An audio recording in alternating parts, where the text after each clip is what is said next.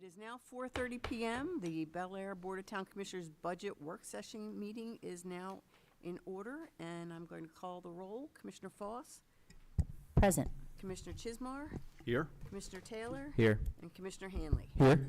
All right. May I have a motion to approve the agenda? So moved. Thank you. Do I have a second? Second. Thank you. And all in favor of approving the agenda this evening? Aye. Aye. Aye. All right. Unanimous. All right, and first we have the presentation by the Lions Club, a Derby update. I can't wait to hear it.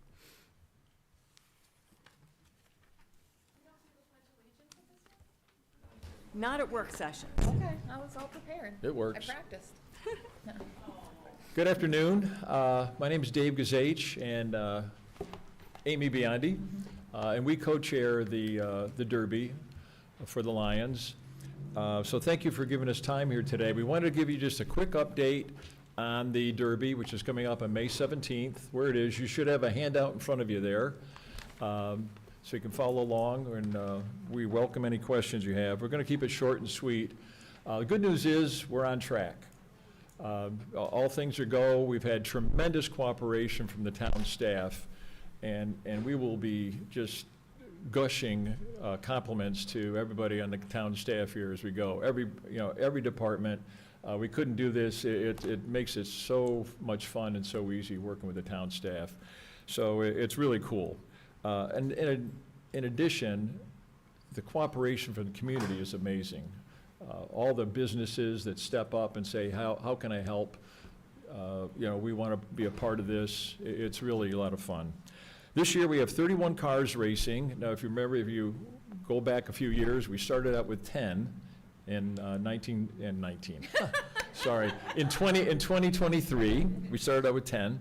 We have 31 this year. We actually should have had 33. 2 cars, 2 businesses can't make it. They dropped out this year. It's a standard double elimination event, just like we've had going now with the consolation bracket, and Mayor Edding knows all about that. This year, though, the thing we've added, we've talked about for a couple of years, is what we call super racers. In the Derby world, they actually use the term super kids. We can't use that term because that's a trademark term kind of thing and all that. So we made up our own term. We call it super racers. And these would be exhibition races, not really races. They're not part of the official race event, but they will be during that, during the time, in the later morning, probably towards the end of the actual racing event. 2 races, 2 cars each, of kids with special needs. And we have drivers. One driver is Amy's daughter. We have another driver who is our Lions driver, who will drive these special cars that were built that are 2-seater cars. And the seat that holds the kid with special needs has a 3-point harness kind of thing on it, and we have helmets and stuff for it. The kids come to us from Miracle League. If you're familiar with Miracle League, Tom Walls handpicked these kids, and they're tremendous. They were here for our trial runs last week. Steve was there at the trial runs. I don't know if anybody else made it last week for our trial runs, but she got to see them. So that'll be fun. That's a new feature this year. It's not part of the event, the race, but we're going to have that as just an exhibition race. Can I say something about it? Yeah. Yeah. So one of the things I wanted to let you guys know about the Super Racers is we have 4 children with special needs racing, and we had them at our safety meetings, which are required for everybody who participates in the Derby. And at the end of it, I had an opportunity with Dave to talk to the mom of one of the kids that are racing. And I think he's 7, Joey. Joey's 7. And he's been to every race, and every year he says to his mom, I'm gonna do that one day. And his mom's like, no, you're not. Like, sorry, you have special needs, you can't.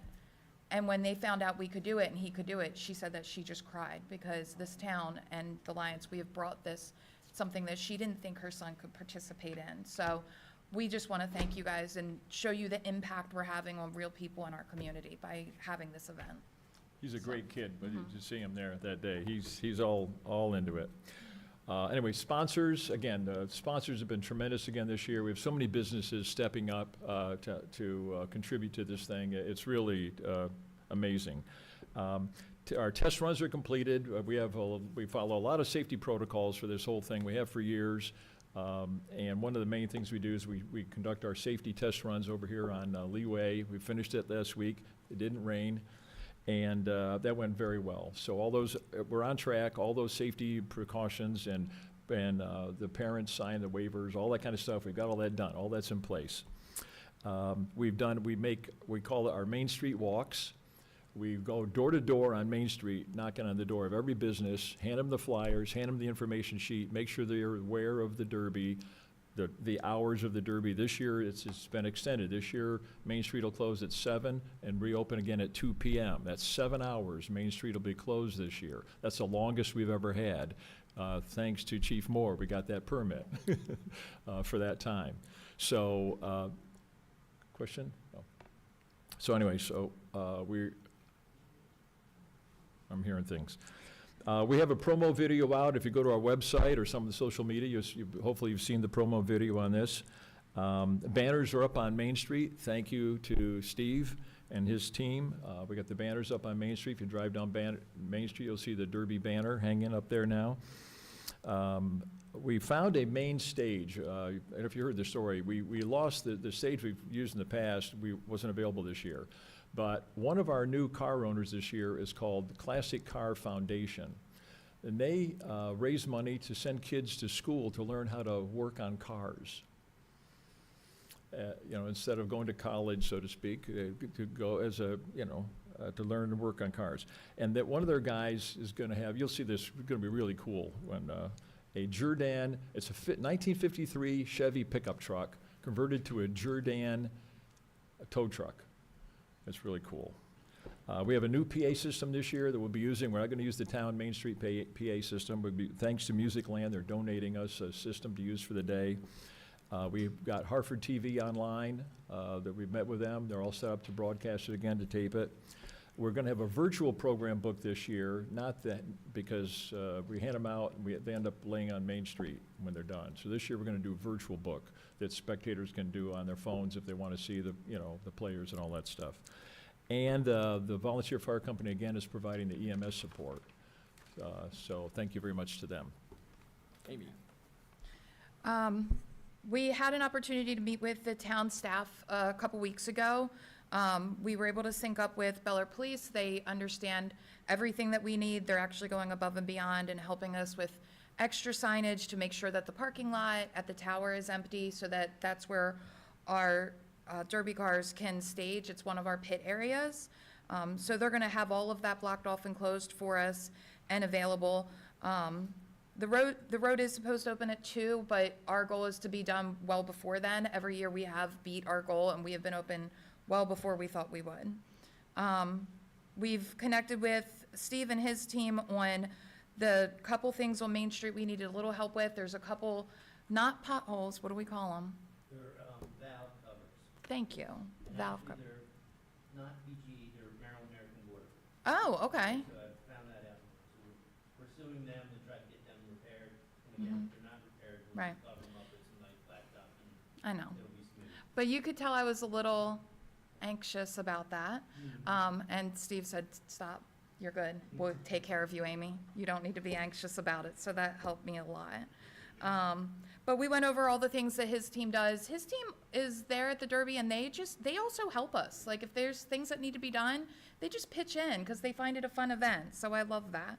And then I'm supposed to email you, Mayor Edding, and I haven't yet because I forgot.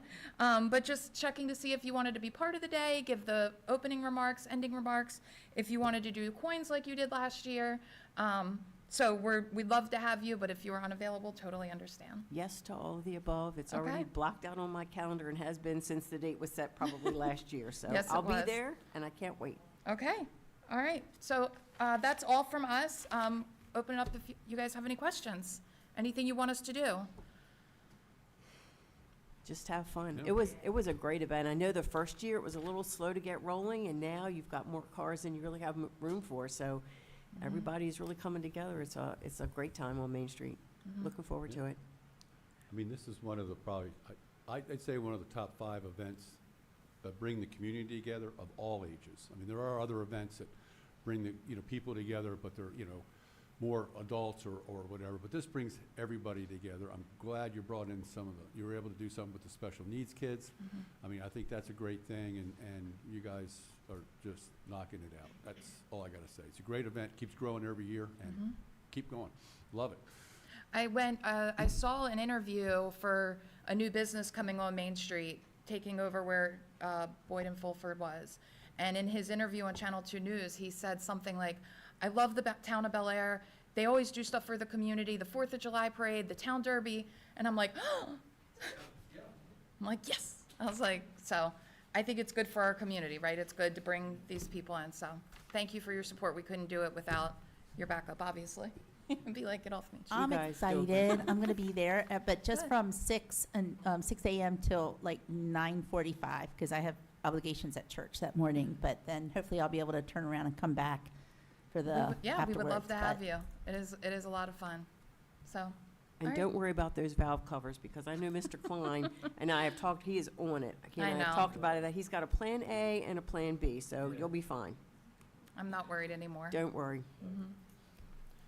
Looking forward to it. Is this event rain or shine, or is there a rain date set? There is an actual rain date. The rain date would take place off of Main Street. And I think a lot of us are just saying that we don't need the rain date because it's not going to rain. No, it's gonna be. So- yeah. We will run in the rain Right, unless it's torrential. right. You know, showers, light rain, everything, we'll still have it. Lightning, of course, we won't. Right. No. But- All right, that's it from us. Thank you Alright, for your Thank you time. guys so much, appreciate it. Thank you. All right, moving on with our agenda, we will have public hearings next week at 7 PM on May the 4th on ordinance 859-26, amending the Bel Air Town Code, Chapter 165, Comprehensive Plan and Development Regulations, Part 2, Zoning, Article 10, Accessory and Temporary Uses, Section 165-68B7, accessory uses in residential districts regarding chickens and hens, and Chapter 134, Animals, Article 1, General Regulations, Section 134-1, the raising and selling of poultry, as well as a public hearing on Ordinance 860-26, amending the Bel Air Town Code, Chapter 10, Boards, Commissions, and Committees, Article 7, Cultural Arts Commission, 10-30-33, Purpose, Membership, Terms of Office, Quorum, Officers, Rules and Records, Meetings, and Compensation. And under unfinished business, we'll start with ordinance 859-26, which is chickens and hens and the raising and selling of poultry. Commissioner Taylor. Yes. I think we have beat this hen several times. The goal of the legislation is to make it easier and more accessible for residents in town who live on single-family lots to enjoy 2 hens or more, depending on the size of their lot. It, of course, was inspired by a family over on William Street who fell in love with the chicks over at the mill and were crestfallen to learn that the current code does not permit hens on their lot because it's less than 10,000 square feet. So we sprung into action, myself, the town staff, to help make this family's dreams a reality. We crafted this legislation to bring that 10,000 square foot minimum down to 5,000 square feet, and also to ensure that we're talking only about single-family lots. So there are a handful of townhouse lots in the town, adjoined, attached, whatever you want to call it, that are over 5,000. This would not apply to them. We thought that would get a little bit sticky when you've got an attached unit. But this does open up hen ownership really to almost every single family home in the town. There are a handful under that 5 that would not be able to avail themselves of this benefit, but this is really widening that. And then, of course, the domino effect of that is that for those who are permitted to have hens currently at that 10,000 square foot level, this legislation will actually bump them up from 2 to 3, and then at 15, 3 to 4, and so on. So this really expands what folks are able to do for everybody. I think it's relevant to say that since we've been undergoing this as a town over the past several years, we really haven't received any complaints. It all seems to be on the positive. I certainly know that if I had neighbors with hens, that I'd be less interested in complaining about them and more interested in seeing if I could get some eggs. So I think this will really benefit not only those who will raise these animals, but also the communities in which they are raised. It's just good government that we can get the code out of the way of people doing something that will enrich their neighborhood, and I think that that's a win. All right, I know we've had this on our agenda a couple of times. Anybody else have any questions or comments? No, I know it's Easter and those chicks are just so darn cute that everybody wants to take some home.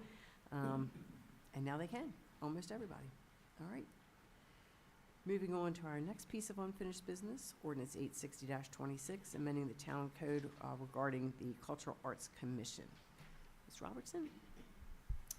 Yes, we just have, and I know we've discussed this before as well, we just have several changes that need to be made to the Cultural Arts Commission portion of the town code. One, to amend the quorum from how it currently reads as 3 members to a majority of members, and another removing the language that was in another section about the quorum and putting it where it really belongs, and then a third change to remove language that is about a regional center for the arts, as that is no longer planned for within municipal limits. We do still support Maryland Center for the Arts' goal of building that center, but it no longer needs to be in our code.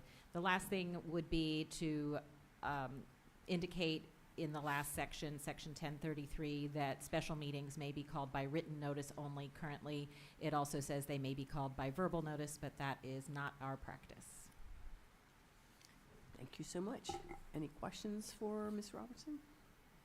All right, I know this is something else we've discussed several times, and they seem to be sort of sensible housekeeping type of changes, so if there's nothing else, we'll move on to new business, which will be ordinance 861-26, prohibiting data centers in the town of Bel Air. Commissioner Taylor, Absolutely. yours. I asked the staff to draft this ordinance out of really a public, an outpouring of public concern regarding economic pressures concerning the establishment of data centers across Harford County.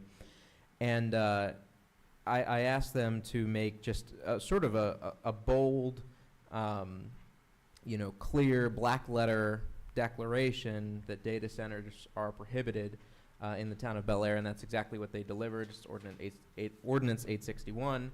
We did receive some great feedback from town council, who helped us work around some language in the legislation that seemed overbroad to ensure that we're not banning server rooms and things like that. Really, what we're talking about here is large-scale commercial facilities, things that would sit on, let's say a 30-acre plot, and would convert that commercially zoned or industrially zoned land into one use, which is the processing of data. My concern is not so much that this will happen in the next year or 2 or even 5 years. My concern is that as local jurisdictions like Harford County and beyond move to block the development on, and I'm supportive of this, but as they do move to block the development of these types of projects on large tracts of agricultural or otherwise land, and as the AI sector continues to grow, and just as the technology, sector and portion of our economy, which is really no longer a sector so much as it is just an incredibly important part of the economy, as that continues to grow, demand will increase as supply decreases. We all know what happens when that happens. Price goes up. It creates a premium for data center real estate, meaning anywhere data centers are able to be developed is going to become very profitable to do so. And so in the next 5 to 10 to 15 years, you could see an instance where the economic headwind is that a 30-acre commercial parcel is actually more profitable as a data center than it is as a shopping center. And with the small footprint of the town of Bel Air, I just don't think that that's the direction that we want the town to go in, and this legislation would leave us protected should that day ever arrive. There were some questions about, is this really necessary? And that's the reason that I proffer, and that's the reason I submit for why I'm submitting this legislation. Now, obviously, it was spurred on by a great deal of public comment and a public outcry on this issue, and it prompted me to look at the code, and it prompted me to look at the commercial environs in town and say, you know what, we could do with some protection here. You'll see that it will fit quite nicely in the section of the code which already prohibits junkyards, which are, not so nice to look at, and which would, if they were permitted, suck and siphon some useful and generative commercial and otherwise generative commercial and industrially zoned land And this would add that to that. This would actually carve out a new section called prohibitions. Currently, junkyards are the only thing that are prohibited in that section, and this would add that to that section. I'm certainly open to discussion of how we want to more narrow the definition here. I'm looking already at some other local jurisdictions and how they're defining it. Like I said, we don't want to be banning anybody's server room. We want to be clear that this is exceeding a certain square foot, that this is about the primary and sole purpose of processing data, that really what we're trying to avoid here is the conversions of lots of acreage of commercial or otherwise industrial zoning property into data centers. That's what we're after here. So for those reasons, I have submitted this piece of legislation, and I certainly look forward to what my colleagues have to say about it. Does any member of the staff who was involved with the drafting of the legislation want to chime in here or add anything? The only thing that I would suggest we do is what you just suggested, narrow down that definition of data center and either include or perhaps through some additional text, we could exclude the reference to square feet if we can come up with a more thorough definition, which I don't have at the moment, so we'll have to do some brainstorming. So the square foot number that's left blank right now, is that just something that we would want to look into to come up with a solid number? That is correct. Okay.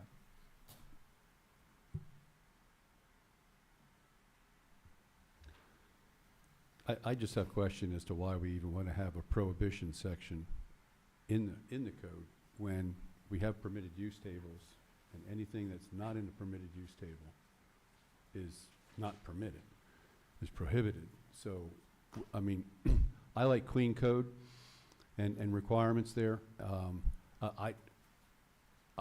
If we keep doing that, this thing gets bigger and bigger and bigger, because every new hot topic item that comes up, we're going to want to put in there. And it doesn't, the future commissioner or future board can change any of that at any time. So I don't think this adds anything to preventing data centers from coming into the community. And I think, if we want to clean the code up, which I like, we ought to get rid of prohibitions, because junkyards is not in a permitted use in any of the tables that we have. So I just like uncluttered, clean code, and why be redundant? I think it's a little redundant. And it's going to be hard to define what a data center is, and if we go with that, well, I'd just like to not get into prohibitions. I think that's a slippery slope. Now we got three categories. We have stuff that's permitted, we have stuff that's prohibited, and then what's the stuff that's not listed? Is that another category? And so it's just, I think it messes the code up. It makes it messy. That's my So feeling. what do you suggest then? I don't think data centers currently are not permitted in town, period. I don't see a need to add to it because it's not in the permitted use table. I am against, let me get straight, I am against the data centers. I don't think they belong in town. It's not something that we need to have in here. So, but I think they're already prohibited, so I don't see the need to make any changes. I do agree with your assessment, and I was just thinking they're prohibited by omission, which can sometimes be confusing to the general public. So I saw this as clarification to the perhaps individual who doesn't see it in there and doesn't understand that it's prohibited by omission, would be my only But feedback. there are a lot of other uses You're that aren't correct. listed. You're Okay, correct. and still You're correct. prohibited by omission, like You're short-term correct. rentals. And I You- think that's what You are when we correct. discussed short-term rentals, I Yes, think sir. that was our decision, was we don't need to put it in the code that they're prohibited, because they're not in the code, so that means they are prohibited. They're not in the permitted use table. So I think this just falls into that same category. Let me ask you, do we know why junkyards are expressly prohibited in town?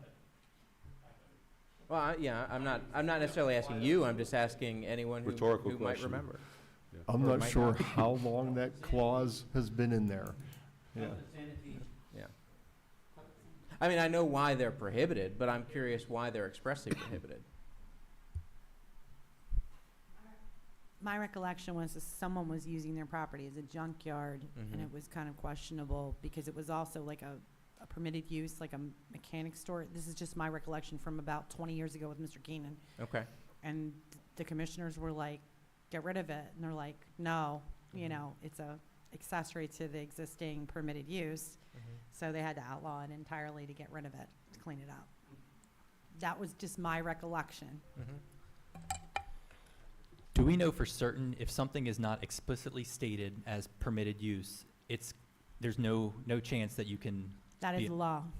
Okay. That's Maryland law. If it's not permitted, then if it's not expressly said, it's a special exception, it's permitted here, then it's deemed excluded, Okay. not permitted. and the reason I bring that up is because, for example, with the county, everybody's talking about the county, we're putting a moratorium on something that's not even permitted. So I guess they're gonna look at it closely, but some people were saying the zoning administrator, it's at their discretion, which that may not be true, but that's sort of the reason I was asking. That's a legal strategy. A moratorium is nothing more than a legal strategy.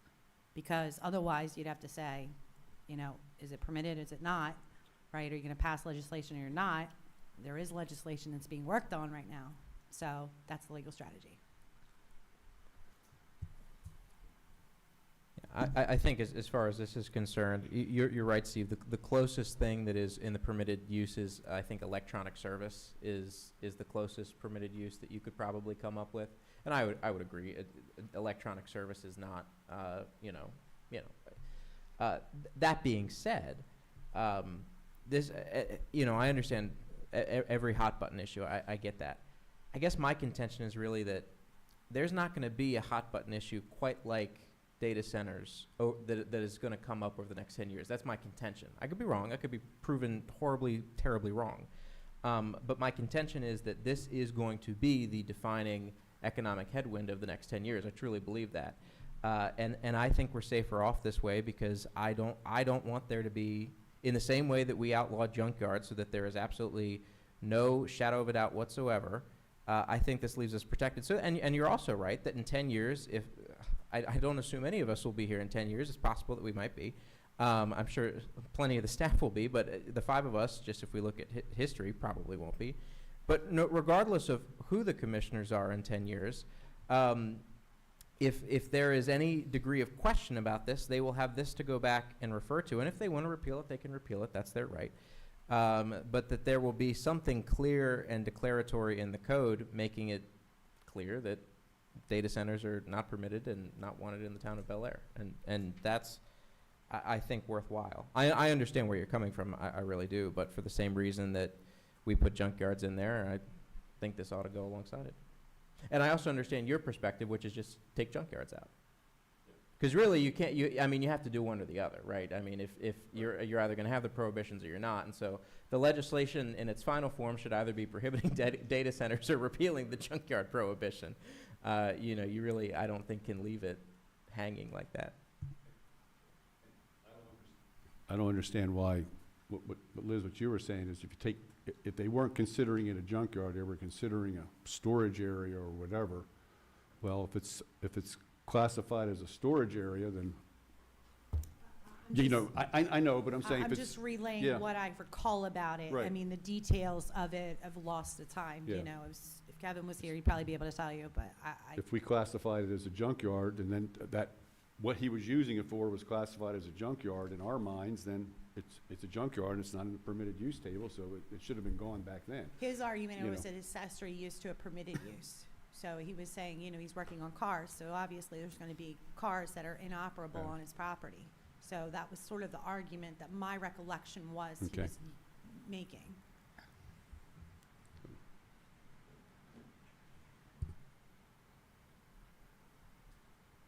All right, any further discussion of the data centers?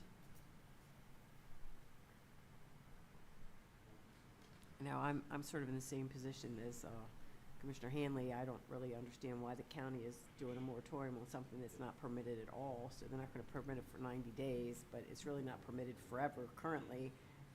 And they want to study it, which is fine, although I certainly hope that's not a study that's on the way to figuring out in what fashion they would accept the data center, what size, or under what conditions. So I think they should stay with it's not allowed forever. I know it's the state of the law that if it is not listed in a permitted use table, it is not permitted. But that is just sort of Maryland law, not in the code, correct? You know, it's possible that like a splitting the baby sort of thing would be to put a section in there that says, you know, all things that are not listed in the permitted tables are not allowed at all per zoning, including but not limited to data centers and junkyards, because the problem is that the junkyard issue was a problem because although it's not listed as a permitted use, it became an issue at some point. And I know you're concerned about the same thing for data centers. At one point, did somebody try to shoehorn it in? Right. We could also add, I like that, that potential amendment. We could also add a line that says electronic services shall not be construed to mean, just the one way where you could Right. shoehorn it in. We could do it that way too. I guess really just looking forward here, I truly believe that in the same way that everyone was probably trying to get rights to stick a drill in the ground in Texas in the late 19th century, I really think that's what data centers are over the next 10 years. That, you know, in gold in California in the mid 19th century, right?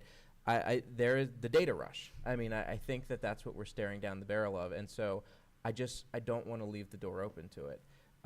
In any way, because I think that the economic pressure that landowners and other business people are about to face is going to be immense on this issue, and I think we have a responsibility to stand up for the character of the town and of the homeowners who bought here in reliance on certain things about the community that they were moving into. And I hope I'm wrong. I really do. I hope that technology in the next 5 years, that computing power, in the same way that, you know, it took a computer half the size of this room to send us to the moon, and that we now have that amount of computing power in my pocket, I hope we make that breakthrough in the next 5 years so that these giant centers are not needed, because one, the size of this room could power enough data for the globe. I really hope we get there. I mean, we might. And it might make all of this moot. We might look back in 15 years and say, boy, we were using 30 acres, 500 acres to put up giant data centers. What barbarians. That would be great. But in the chance that doesn't happen, and that's not where we're going, I just have a great deal of concern about this. So I'm very much open to rewriting it in that way, and I think that might be a smart way to do it, to sort of handle all of our concerns. It's a comfort level for people that aren't as used to using the zoning codes to be able to point to something and say, hey, right there it says if it's not listed in the permitted use tables, it's not allowed. Right. Because there's nothing like that yeah. to point to. You have No. to know that Right. from working with zoning, and there are many people that don't. Of course, people putting up data centers are surely working with Surely. folks that know much about zoning. And there's so much money involved. It is incredible. You know, we No, I have like that approach. we have the Hartford Mall, which is a huge chunk of land. We have the District Court, which is a huge chunk of land. One day they'll probably be the same as our pocket computers that used to take up an entire room. But right now, they're not. I'm waiting for that for solar panels, because when it's the size of my iPad and I can put it on like a antenna aerial, I'm getting one. But until then, I'm going to stick with the old-fashioned way. So maybe we can think about that as far as a way to go forward on this. All right. Yeah, I'll get in contact with staff about Yeah. rewriting it in that manner. I like that approach better, yeah, saying that. And we could put some examples in there, and data center can be one, and all. Jake, I was just looking at the electronic equipment supply service. The definition of that is a facility that stocks and supplies electronics and associated equipment for distribution or installation. Okay. So it's not a data, so Yeah. we don't need to Yeah. change the Got it. definition of that. I think that's quite adequate, that it says it's not a data processing I center. would agree. Yeah. All right. Anything more on the data processing centers? Certainly a hot topic everywhere right now. I haven't found anybody that's for them. All right, Resolution 1270. Probably the people who built them. Probably the people who built them, and to some extent, the people that need them for their businesses. All right, next we have Resolution 1270-26, opposing the relocation of the district court. Commissioner Hanley? Given that the state appears to be moving forward with moving the court over to Marketplace Drive, I'd like to act promptly on getting something out there. I know resolution, it may not have a huge impact on the direction of the move of the courthouse, but I think it's something.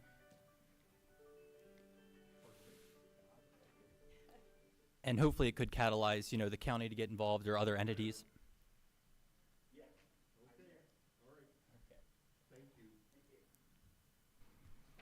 Yeah, so this resolution, it focuses on the economic impact of our small businesses in the downtown corridor, traffic and walkability, and we've got a lot of institutions and resources available within walking distance of the current courthouse, and moving that over to Marketplace Drive would render those not as effective, you know, because you got to get in your car and drive, or public transportation. So that's what this is. We got feedback from Economic Development Commission. We got feedback from Downtown Alliance. These are those memos and letters attached on the back. I wasn't sure if we wanted to attach those as exhibits for this resolution, or how we wanted to work that, or if, you know, when we go to send this to DGS at the state, if we want to just attach those, I guess we can figure that out. I think it's a good idea to codify, well, codify isn't the word because we're not putting it in the code, but to formalize the supporting organizations within the resolution. I agree. So if we just Yeah. add something like that in there, you know, as evidenced by the letters that we've gotten with the date or something like that and the name of the organization, I think it would be a good idea to put them in the actual resolution and then send them as exhibits so that everybody knows that's part of the package that we're submitting. And thank you for your work on this. I know it's, the whole town has grown up this way, and now they're kind of like lobbing a hand grenade in the middle of something that has worked well for so long, and I'm sorry to see that, so we'll see. And thank you to all the staff that reached out. We got feedback from a lot of different entities and the legal community to provide input regarding this, and not many people seem to be in favor of moving to Marketplace Drive.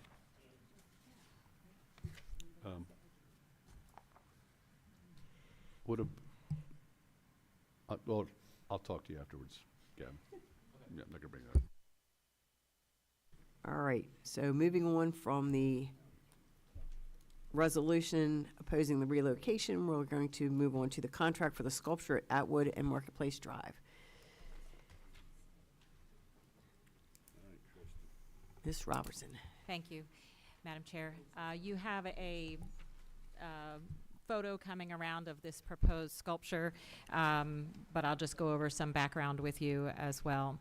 On January 14th of this year, the Town of Bel Air Cultural Arts Commission issued an RFP for a large-scale permanent sculpture to be installed at the north corner of South Atwood Road and Marketplace Drive. So this is in the curve just beyond the former 510 Johnny's location at the stop sign there. The project has been titled Atwood Road and Marketplace Drive Sculpture and is intended to enhance the public space, create visual interest, and complement the surrounding area. We've been looking for some time. The Cultural Arts Commission has been looking for a location to put a large sculpture, and this was one of the recommended locations by the Planning Department. And when we evaluated the locations, really felt that this would reach the most people, including a lot of pedestrians that are in that area, as well as motor vehicles passing by. Bel Air has become known for its strong commitment to public art. Since becoming an arts and entertainment district in 2011, we've developed a thriving collection of murals and sculptures, which now feature more than 40 public artworks throughout the community. This installation would continue that tradition and contribute to the town's cultural identity. For this sculpture, public amenity funding would be used as the source of funding for the project. Noted in Chapter 165 of the Comprehensive Plan and Development Regulations, Part 4, Subdivision of Land, Article 16, Subdivision and Site Development, Section 165-118E1B, property owners whose development diminishes the availability of the community's recreational, cultural, and artistic resources are required to contribute an amount equal to or greater than 0.5% of the building cost for all non-residential development in excess of 10,000 square feet. The total amount contributed is not to exceed $10,000 per project and shall be set aside in the town's public amenity fund for the inclusion of public art, a public square, passive open space, or a park amenity. The current balance in our public amenity fund is $47,505, and that is the funding that would be used to fund this project. The RFP was posted in January on our website and shared through a variety of channels, and submitted designs were found to be visually striking, highly visible to both pedestrians and motorists traveling on Atwood and Marketplace Drive. We requested something creative in style and content, durable and appropriate for outdoor public display, and aesthetically appealing for the area without obstructing drivers' sight lines. The Cultural Arts Commission reviewed and scored the 2 proposals received at their April 15th, 2026 meeting. Submitted bids were evaluated using the criteria of design, applicable experience, quality and clarity of their proposal, and cost. Based on those criteria, Rooted in Air by Pontus Wilfors scored the highest and was selected by the commission. Rooted in Air, as you can see by what I passed around to you, is a monumental aluminum sculpture depicting a tree, which measures 18 feet in height and 16 feet in diameter at its widest. Approximately 9 feet from the ground, the structure expands into the canopy of branches, providing a strong visual presence while remaining open in its light and light in appearance. The structure is both anchored in the community and shaped by its surrounding environment. In its discussion, the Cultural Arts Commission deemed the organic design to be relevant and appropriate for the site in terms of size, design, and appearance. The sculpture demonstrates appeal from different angles and would be visible to pedestrians and motorists at the intersection. The artist's comparable illustrated examples of past work and experience with installation of similar projects was demonstrated and was taken into consideration. Also, the anticipated proven durability of its aluminum construction lends itself to the non-maintenance requirement listed in the RFP. Mr. Wilfors scored higher during the review process in the category of design, applicable experience, and quality and clarity of proposal. The only area where his score did not exceed the other bids was in the area of cost, where his bid received 28 out of the 30 applicable points, available points. The timeline for the project was clearly defined in the proposal and within the Cultural Arts Commission's required dates. I'd like to thank staff members, both Kat Buttram, who's our Economic Development Coordinator and manages our cultural arts things throughout the town, both the A&E District and the Cultural Arts Commission, and also Marty Topham from Procurement, who really helped to bring this to life. We initially talked about this last spring of '25, and then in September really decided on the location and to move forward with the RFP, so this has been a long time in the process. The staff would recommend that the prices, terms, and conditions set forth in the submitted proposal from Pontus Wilfors for a sculpture to be installed at Atwood Road and Marketplace Drive in the amount of $30,000 be approved by the Bel Air Board of Town Commissioners. Thank you. It's a lot of information. I'm happy to answer any questions, but I wanted to give you some background on where the funding source would come from, as that far exceeds the Cultural Arts Commission budget in any given year, as well as the different criteria that were used in evaluating the proposals and how they came to their decision. I most appreciate the picture because Correct. it's worth 1,000 words. It's true. Now I know what we're talking about. Correct. So thank Yes. you for Wanted that. to make sure that you had that. The public And- amenity funding, do we know how long it took for us to get to a balance of 40-some thousand? That's a Lisa question. I did not bring that with Okay. me this evening, but I have somewhat of a spreadsheet. Staff had talked about it in the planning department about a year or so ago, tried to recreate what went in that fund and when, because we only have a certain period of time to use it, or you have to give it back. So I can I can look at that spreadsheet and see if it has that answer. Okay. We did use funding from the Public Amenity Fund for the mural on Lee Street as well. So that was another example of a public art piece. Oops.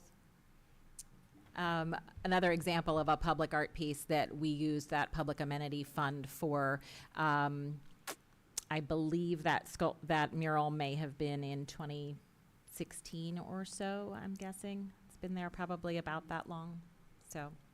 The one on the side of the Armory garages? On the Lee Street that On Lee faces Street, Bel Air yeah. Elementary, Right, yes. yeah. Little girl with the balloon. Right. Yep. I'm No, sorry. Were you talking about where this is going to go? No. Where the No, mural. okay. The other last piece. mural. Sorry, Now where I this is gonna go. Misunderstood you. Yeah. All right. Yes. And this is at the corner of South Atwood Marketplace? That's correct, Okay. yes. Mm-hmm. Yep, there's a stop sign there where Atwood Mhm. makes the, Yeah. the, So this is like Corner. an AI rendering of where it would that go. is correct. Okay. No, Yes, I that recognize is, the, yeah. yes, the artist was good to provide, in his proposal, an illustration of how the sculpture would look in its proposed location. So does it like get rooted into the ground? It would be on a concrete base. Be on a and that's Mhm. not depicted here. That is not depicted, I see. correct. I love the location of this because it's right out near that one senior housing, Mm-hmm. and then it's on the way to the McFall Center, and I think so many seniors go by there, and it's just a beautiful thing for them to enjoy too. And I know I go by several times going to Target. I'm there Mm-hmm. often during the week, but I love the location of this.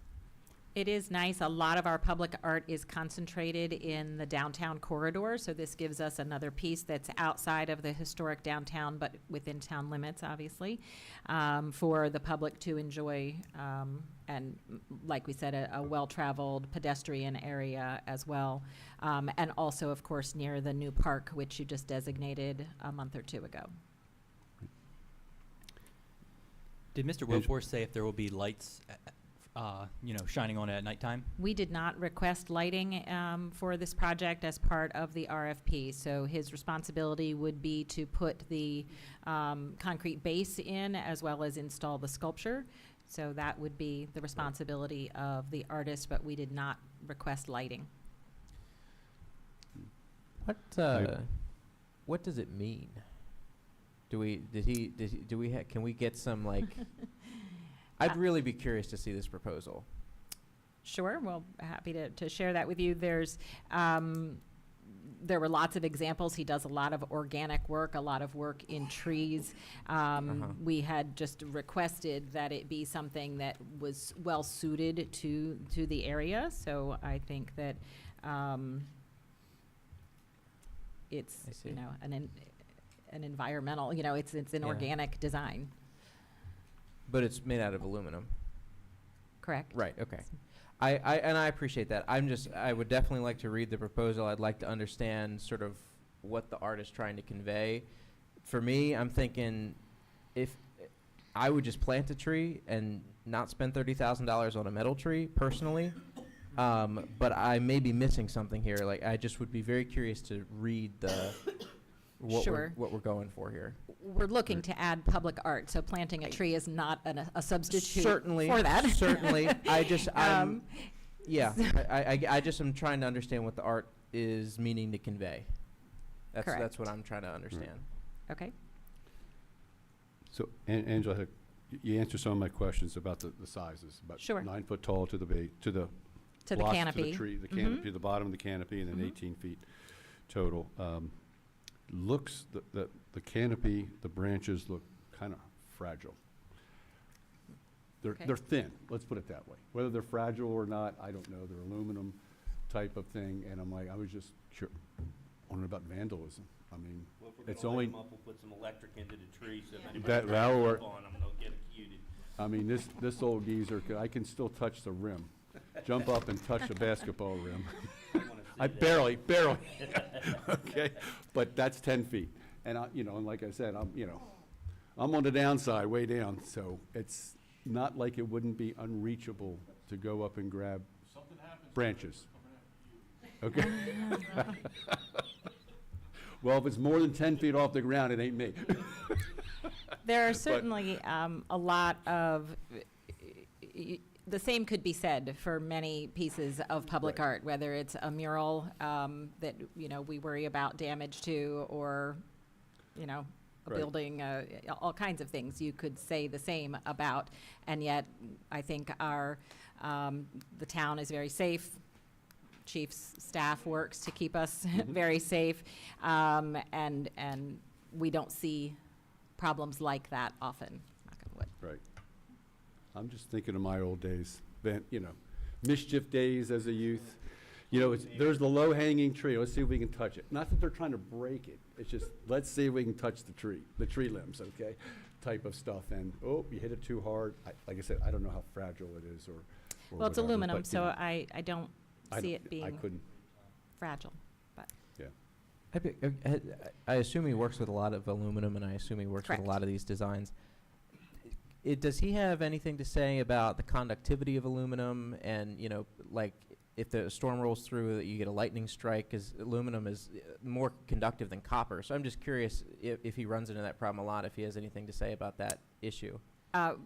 We did not address that as Uh-huh. a question in the proposal, nor did it come up Okay. in the discussion with cultural arts Okay. at all as being a concern. Okay. We did discuss some concerns with other proposals that, posed a potential risk, and we did not feel this proposal posed that potential risk. Okay, I see. We have that one on Office Street, isn't that aluminum also? I don't think there's ever been a problem with that. I'd have to go back and look and see what that was made of, but you may be right that Mhm. it's aluminum. Yeah, I think we'll be all right with that. And then, maybe eventual lighting on it, eventually. Lighting would be great. Public Works. Lighting's gonna be a little tough, because we don't have an existing, Source, Okay. yeah. source right there. Mhm. Whereas the door statue on Mhm. Bel Air Road, we were able to utilize electricity from the bank. They were so kind to let us use their electricity to light that up. So it would be somewhat. Oh, that's right. costly. Mhm.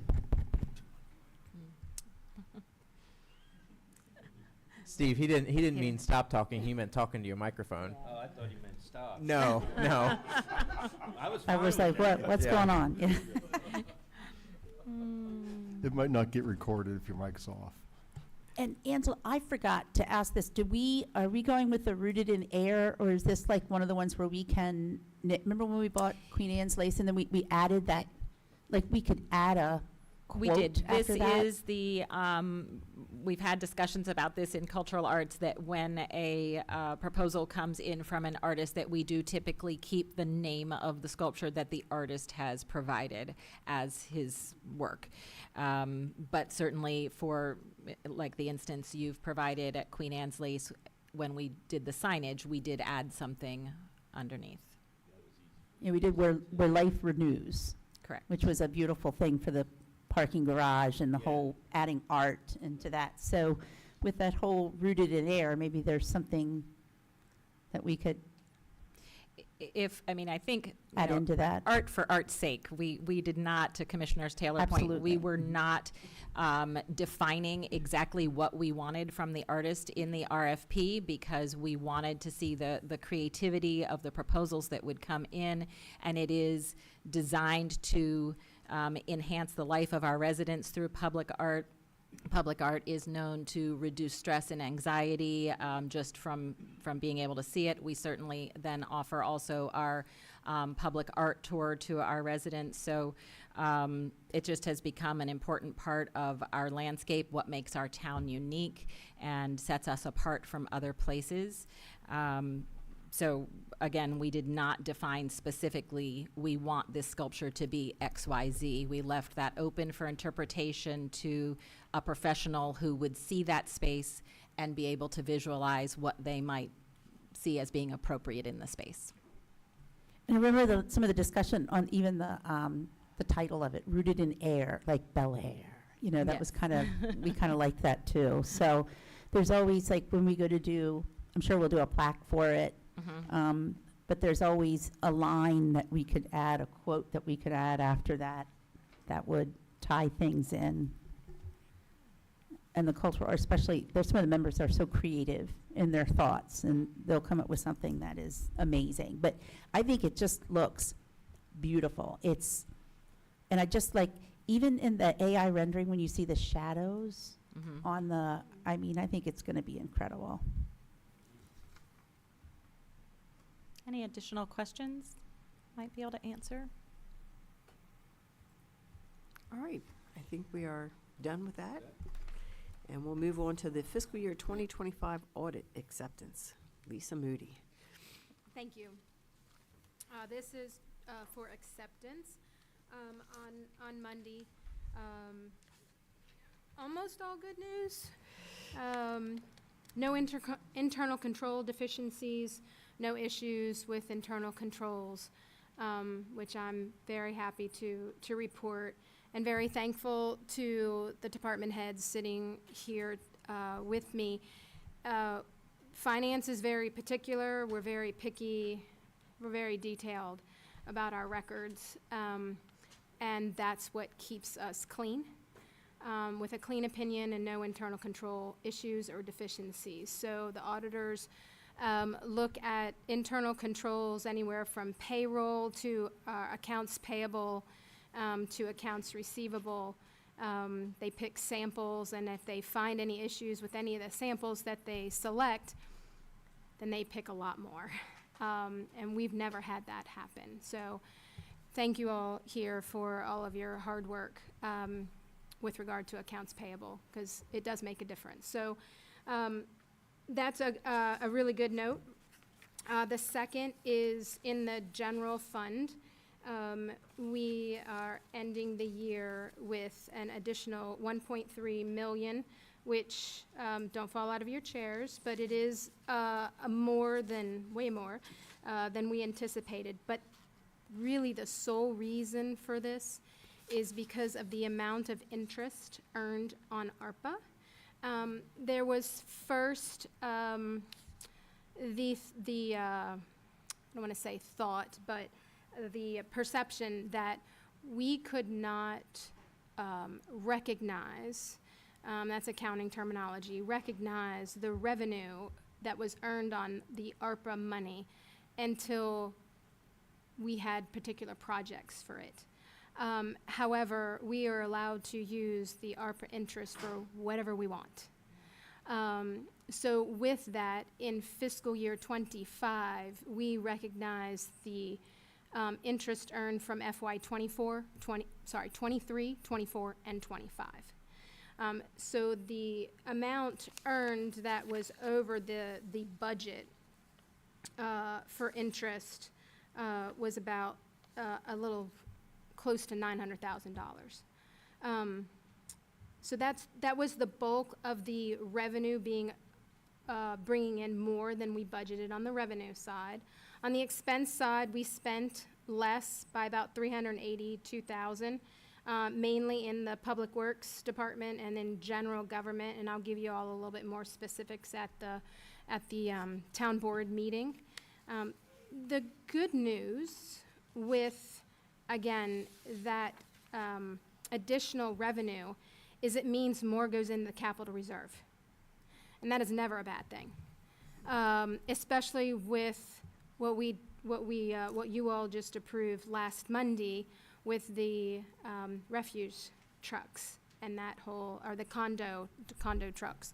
Well, and as I remember, Ms. Moody, we are going into a season of the town's budgeting in which we're going to rely on the capital reserve a little bit more than we have in the past. Correct. And that's largely due to the change, the massive pay overhaul that we approved last budget. Is that right? I don't know that I would say that. Okay. No, I just remember us having I would not correlate that. I just remember with us it. having a conversation about, being able to cash flow that Mhm. and that large increase that certainly our DPW guys very much deserve, but that large increase, we were Mhm. able to cash flow it with the understanding that projects that we've been cash flowing, we may not be able to cash flow in the Mhm. future because we dedicated it over there. So if we want to do similar projects, we're going to have Mhm. to dip into the capital reserve. Correct. And so that's where I'm coming from on this, that it's important that we guard that fund as we move into that, having now that a lot of what we had done with current year revenue is spoken for in a way that it Mhm. hadn't been prior to this current fiscal year. Right. If we can grow that capital reserve, it will be in the town's best interest for future budgets. and spending. We've been able to use that capital reserve, as you all know, for our vehicles and equipment. And it has served us in the right way that we're not incurring interest costs with borrowing. We're also able to do various projects. And to what Jake is saying, yes, we have some additional projects that we're proposing to come out of the capital reserve, just solely in the technology budget that typically we don't have, and we wouldn't utilize that reserve to do that. So this will give us a nice cushion to be able to provide funding for some future projects that we're also looking at right now. So again, it's definitely not a bad thing.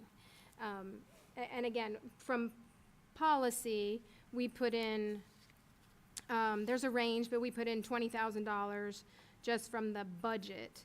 And then we are allowed to put in up to $75,000 in the capital reserve as a measure of the excess of revenues over expenditures. So why wouldn't you put the full 75% in there, which is what we did.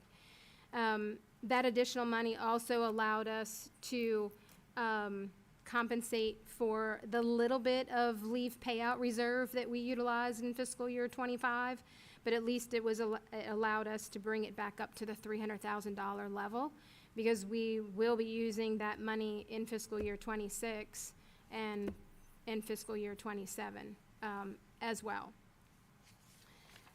The sewer fund, we had additional revenues over expenses at about $400,000. However, the main reason for that is recognizing ARPA money from our pumping station projects. And some of the costs for those pumping station projects are not considered expense because it's a capital project. So they're considered assets that are depreciated over time. So in this year's budget, the majority of those costs that we incurred in fiscal year '25's budget were a capital asset, not an expense. You'll see that expense come back once the projects are fully complete. Your depreciation expense is going to escalate, and that's when you see the expense of that, if that makes sense. So I don't want to call it an anomaly because it does happen. It's no difference than buying a vehicle like we have in this year's, or fiscal year '27's budget. You have a sewer vehicle. Well, we have to show it as a budgeted line item. So we do, but we're actually showing it to fund it with retained earnings because it will never be an expense. It'll be on the balance sheet. So it's just accounting how things have to look, if hopefully that makes sense to you all. We also had, even with the rate increase from the county that fiscal year, the flows were down. So it kept our costs down, not to the escalated level that we thought they could be with that kind of a rate increase. So that was also good news. So there were a couple of things that happened during the fiscal year to create that excess. With that excess, we were able to transfer about $250,000 to the sanitary sewer capital improvement reserve in the sewer fund, which we haven't been able to do for quite a while. Steve, I don't know if you remember bringing up this point when we were we were talking about ARPA in these major pumping station projects that we have. You made the comment, well, ARPA's not going to be here forever. So where are we going to find the funds to continue to treat our capital moving forward in the sewer fund? Obviously, we're not going to be able to fund it all in-house, but if we can start putting some money away into the SSCI reserve, then you will have some. And when we get to the '27 budget discussion, there is a project in there of $250,000 that I actually had to cut because there was no funding for it. Now we'll be able to do that. So it makes sense to be able to do that. Very similar to your general fund and your capital reserve. Same thing with your sewer fund, and a little bit more to come when we get to that budget. Parking fund, no surprise, that is the bad news in this, but again, shouldn't be a surprise to anyone because we have talked about this. $119,000 loss. So it's right around where I had anticipated it to be. We'll have some further discussions, I'm sure, on parking when we get to the parking fund budget in '27. But takeaway here is, I think, good news overall. And then, again, it'll be for acceptance on Monday. Any questions from anyone? You had mentioned the ARPA interest, I think it was 900,000. It was, yes, because there was 3 fiscal years. Gotcha. Yeah, and it was because it was about 900,000 over what we had initially budgeted. Because we Okay. had only budgeted 1 year. And I guess I don't fully understand. So my understanding is ARPA funding, we get money for projects and then we use that money to pay for the project. So where does the interest come into play? Where do we get the interest from? So the ARPA money we received years ago, it was just shy of $10 million, and it came from the federal government. It was all COVID related. Mhm.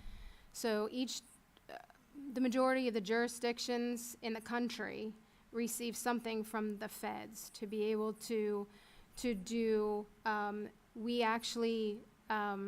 we utilized ARPA money to be able to fund salaries and benefits, and the savings from those salaries and benefits, we funded projects. That's the way we had to look at ARPA, because if not, then we had to follow all the federal procurement laws, which would have cost us a lot of money and a lot of time. I know that's not your question, that wasn't your question, but so that money from ARPA has been sitting there as we slowly use it over time, and interest rates were really high over the last several years. So we were investing it at the local government investment pool and getting around 5%. So that's why. So it's not like we're going to be expecting that on a yearly basis. I No. mean, it's a one-time. No. We're not completely done with spending our ARPA funds, and actually, our April 30th report is due this week for this fiscal year, for this year. They have it on an April 30th reporting basis. And as of our cutoff of March 31st, we still had not spent all of our ARPA money. We have in the general fund, but not in the sewer fund, and those 2 projects should be complete by the end of the fiscal year. So, no, that money has dwindled over time, but still has provided us with a very healthy interest to be able to use in other ways. It really is incredible that we're sitting here and talking about this, because the American Rescue Plan Act was passed 5 years ago. It was the largest nominal dollar federal stimulus.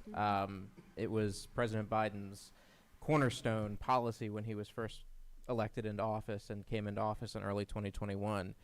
And regardless of the impact of the federal government spending billions and billions and billions of dollars and injecting that directly to the economy and superheating the economy and causing inflation to go sky high, it really is incredible what it allowed local jurisdictions to accomplish.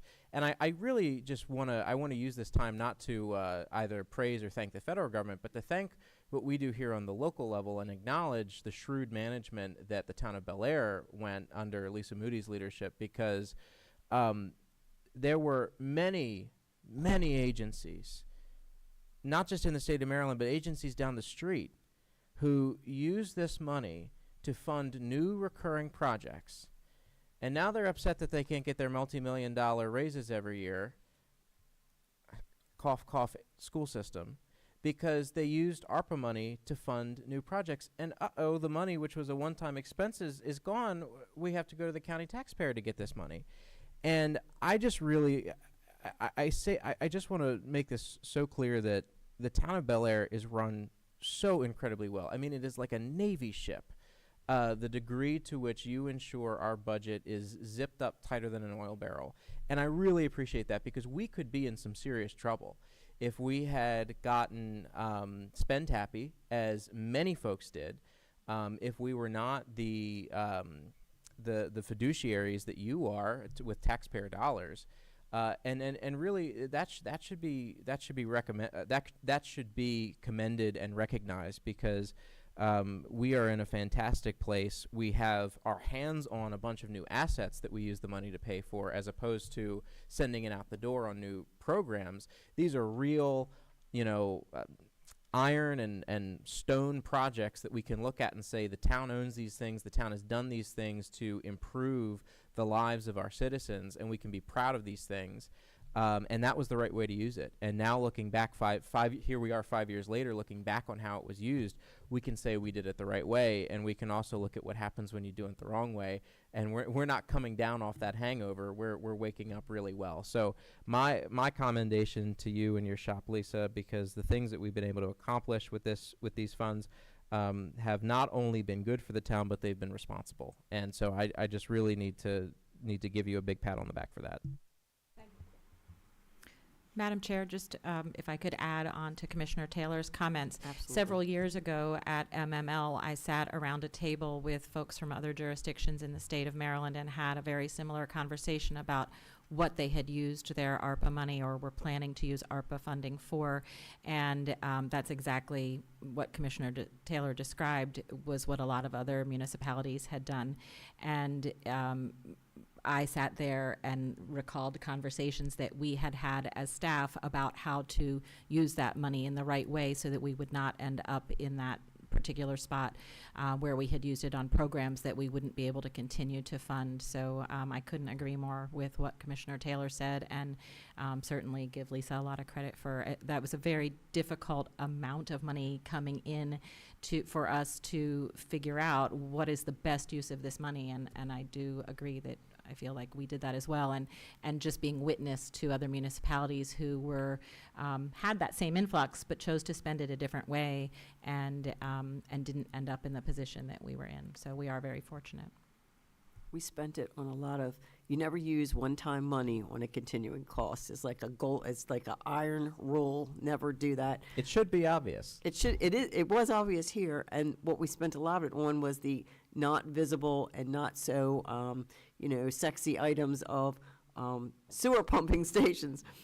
But if you have, I think a functioning sewer pumping station is a beautiful thing, Steve. And that's why you're in charge of them, Steve. I couldn't agree more, because when they go down, it is a 911 emergency, and you have to fix it right away. So we are now good for probably decades on our sewer pumping stations, and I think that was a terrific. People don't really see it. And it benefits every taxpayer. It benefits every taxpayer, not just a few that are using a particular program or anything. Everybody gets the benefit of that, because they're not going to have to buy a new one next year. So I think we did a great job. May not be too visible, but a sewer pumping station that's not working is a very visible thing.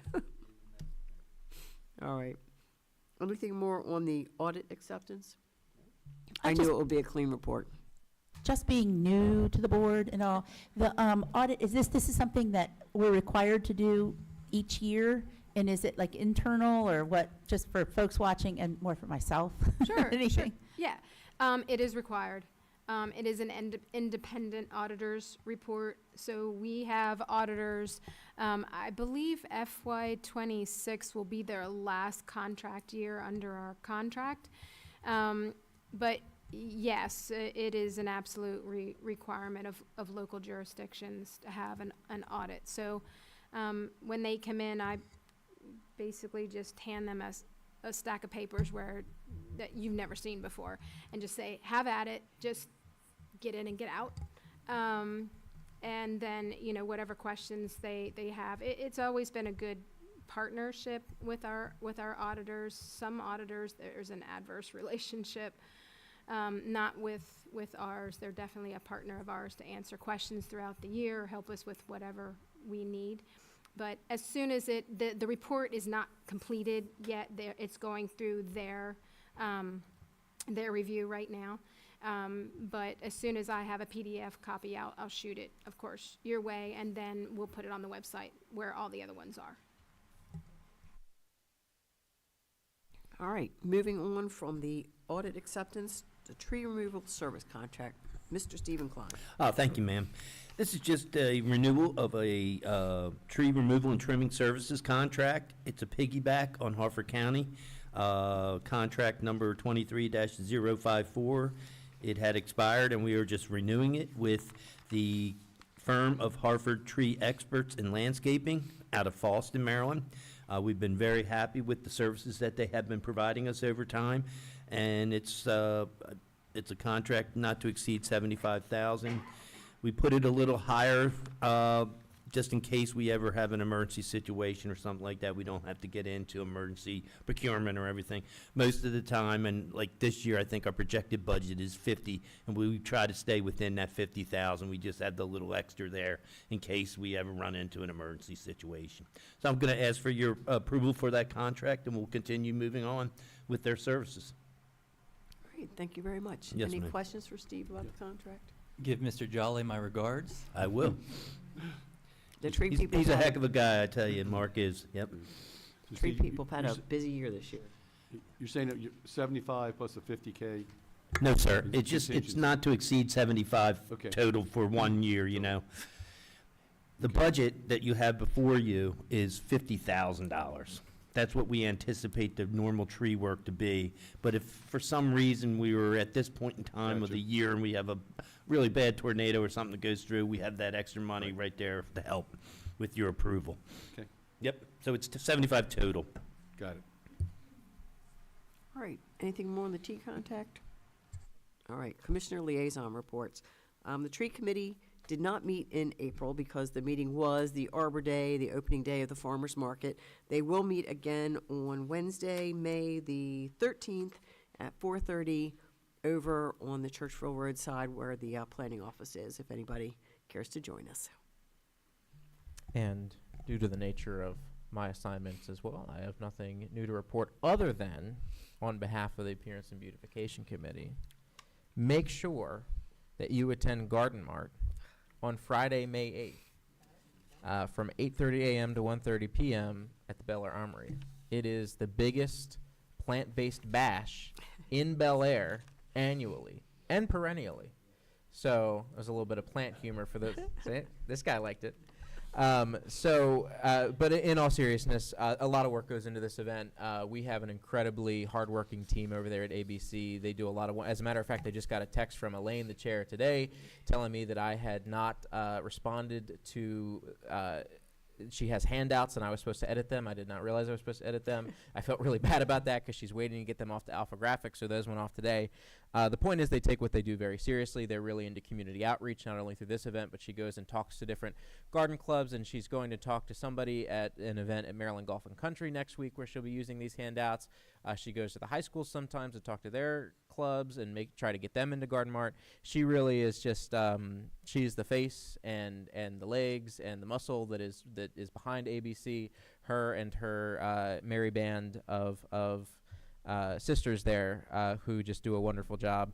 So make sure you go out and support them on May 8th because it's a wonderful event and it's also a wonderful use of a town facility. I love us getting to highlight the Armory in that way because it's a great big space and it's a shame when it goes empty, and luckily most days it doesn't go empty, and so this is a great use of that space. The Rockfield is going to meet on the 18th. Their board meeting is going to be on May 18th instead of their regularly scheduled time, which would have been Wednesday the 6th. Cultural arts, of course, you saw with the sculpture proposal that we have.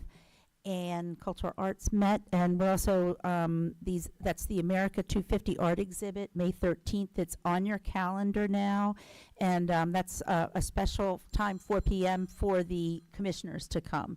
And this is student artwork that'll be in the library, so that's really exciting. And I think that was about it from cultural arts, just some other things that they're planning. Was there something else, Angela? Okay, because you looked up, I just wanted to make sure. Downtown Alliance, exciting stuff going on. We've got First Fridays coming up, so that'll be fun.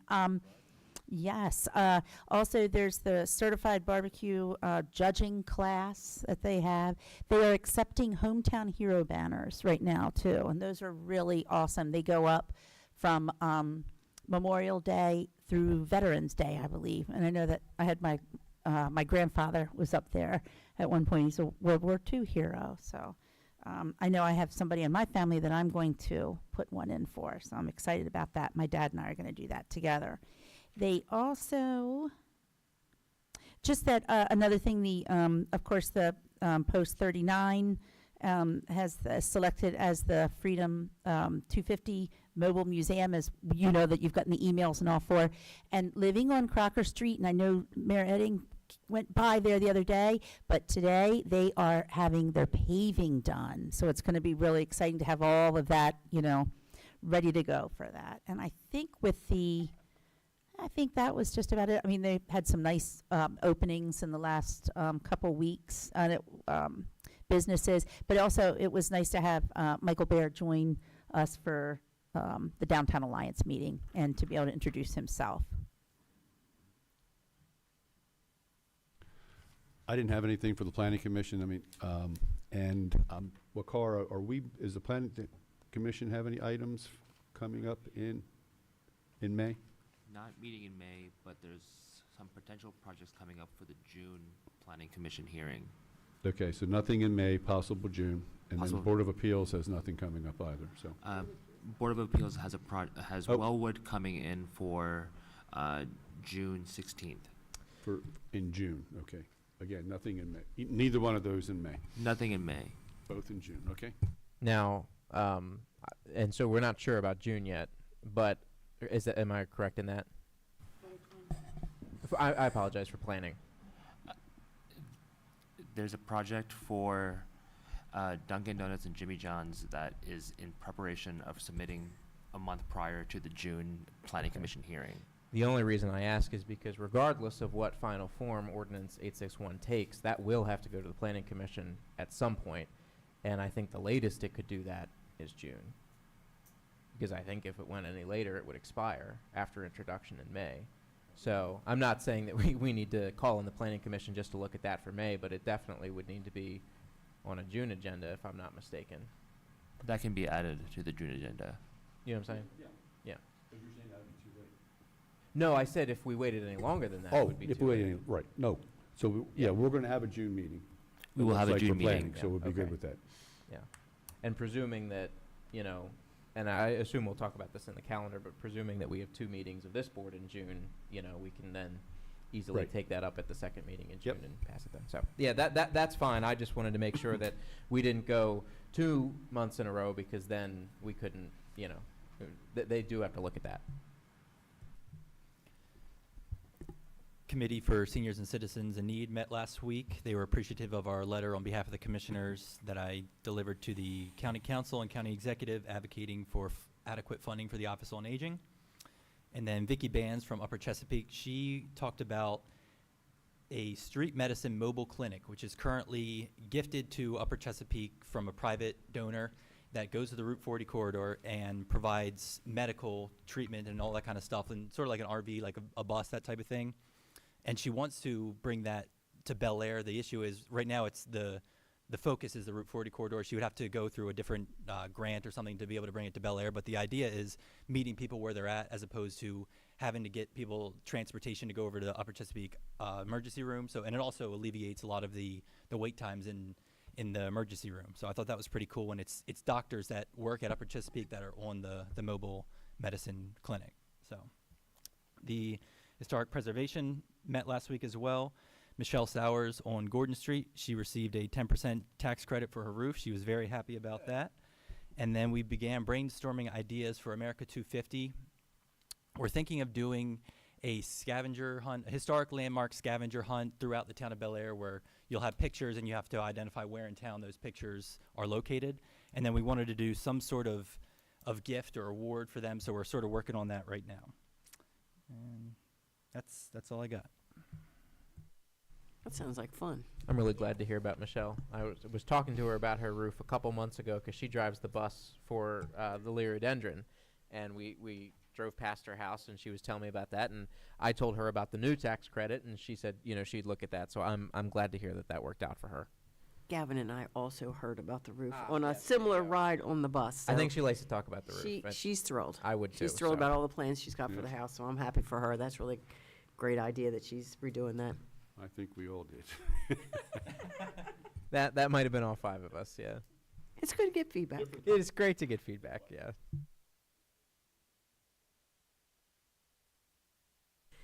All right, having completed Commissioners' Liaison Reports, Mr. Krantz, the staffing update. Thank you, Madam Chair. The only job we have posted at the moment is a police officer lateral that was posted on April 21st and closes on May 6th in the early evening, 4:30 p.m. So if you know any officers working for allied agencies that are interested in working for the Bel Air PD, please apply. Otherwise, we're working diligently on processing some previous applicant polls, especially in the police department, for recruits and laterals. All right. And I know we are looking fairly good on our committee positions here. I know that Phil Robb did come and tell us that he would not be reapplying, Right. so we need a person to fill that. Right, we're looking for someone for the planning commission, And you have the- to be a town resident. correct, and have interest in planning, interested citizen. So that would be, we're looking for them for Phil is okay for the June meeting, but we'll need somebody to fill in from then on, from July. So Okay. I have potential lead on one, but if the general public, anyone is interested, please let me know, or let Mr. Krantz know, and fill out an application, and we'll take a look. All right, and we also have, the only other one coming up kind of in the short frame is Steve Burdette on the Board of Building Appeals. Are you going to reach out to him, Steve, and ask if he's, I bet you can convince him to re-up. And we got plenty of time to worry about that one. All right, anything else on boards, committees, and commissions? All right, moving on to the calendar. I did have that one calendar item that I had sent out to everyone. We have a June meeting on the 15th, and I believe that is the same week as MML. It is. All right, so I wasn't sure how many, I know you and I are not attending We MML. will be here. All right, so Steve, are you attending? Okay, so that means, and you're attending. All right, so we Okay. do not have a quorum for our June 15th meeting, making our June 9th work session maybe sort of not so necessary. But we would like the staff to take a look at your calendars and make sure that you have everything done in time to take into account that there will be no June 9th work session, no June 15th town hall meeting. So that would mean in June, we would only have our June 1st town hall, and then a work session on June 30th, with the next town hall being on July the 6th, I think. Mike? No, No? it would have to get moved around Okay. because we normally cancel that first week of July. Yes. So, and I'm also thinking that if we are introducing a development reg in May, Right. if we're not, it would expire after 60 Okay. days. So it might be an idea to move that. Well, I don't know how you would do that, actually.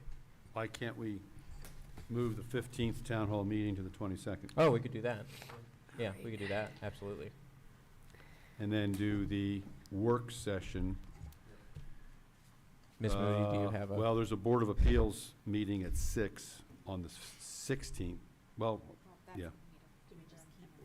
Well, we can't have the work session because we'll have 3 of us are gonna be out. We could have the work session, but the work session usually precedes the town hall meeting, so if the town Right. hall meeting, we're not gonna have it, then the work session doesn't really make sense in the calendar in that spot. Now, we could just have another Well, business meeting to take care of any business we need to take care of on No, the I thought- 9th.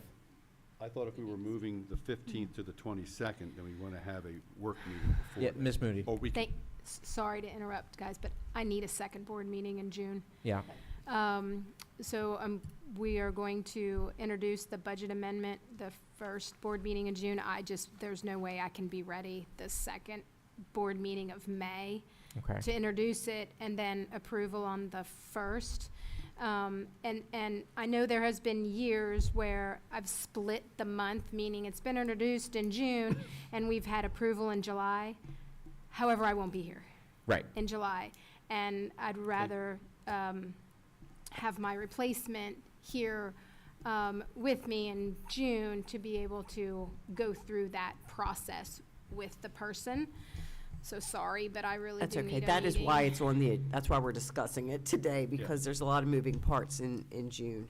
I think we could keep the work session on the 9th. We'll That's what I just was be thinking. Right. preparing That's true. a little Yeah. early, Yeah. which I think staff would be okay with. And if there's any unforeseen additions during the week of the MML conference, then we'll certainly communicate those. Mhm. So we could still Is that meet on the work session on the 9th in preparation for a town hall meeting on the 22nd. work session, That'll- 9, town hall 22? That works for me. That's fine. Okay. Good. Okay. All right, so we'll Okay. keep the 9th work session. And we will keep the 30th and whatever that Monday in July is canceled, All right, so which we normally July, do. we usually do. All right, so our town hall on Monday, July 6th is then going to be canceled. Is everybody good with that? We usually do cancel the one right after the 4th of July, you know. And then we also normally do the, And if needed, we August can one. always meet if needed, you know, Right. So so. the 30th is canceled of June, the work session. The 6th is canceled, so we'll do a 14 work session and a 20 town hall, is that right? 22nd is the town hall, right? No, I mean in July, Oh, in July. in July. All right. 14th and the 20th, yep.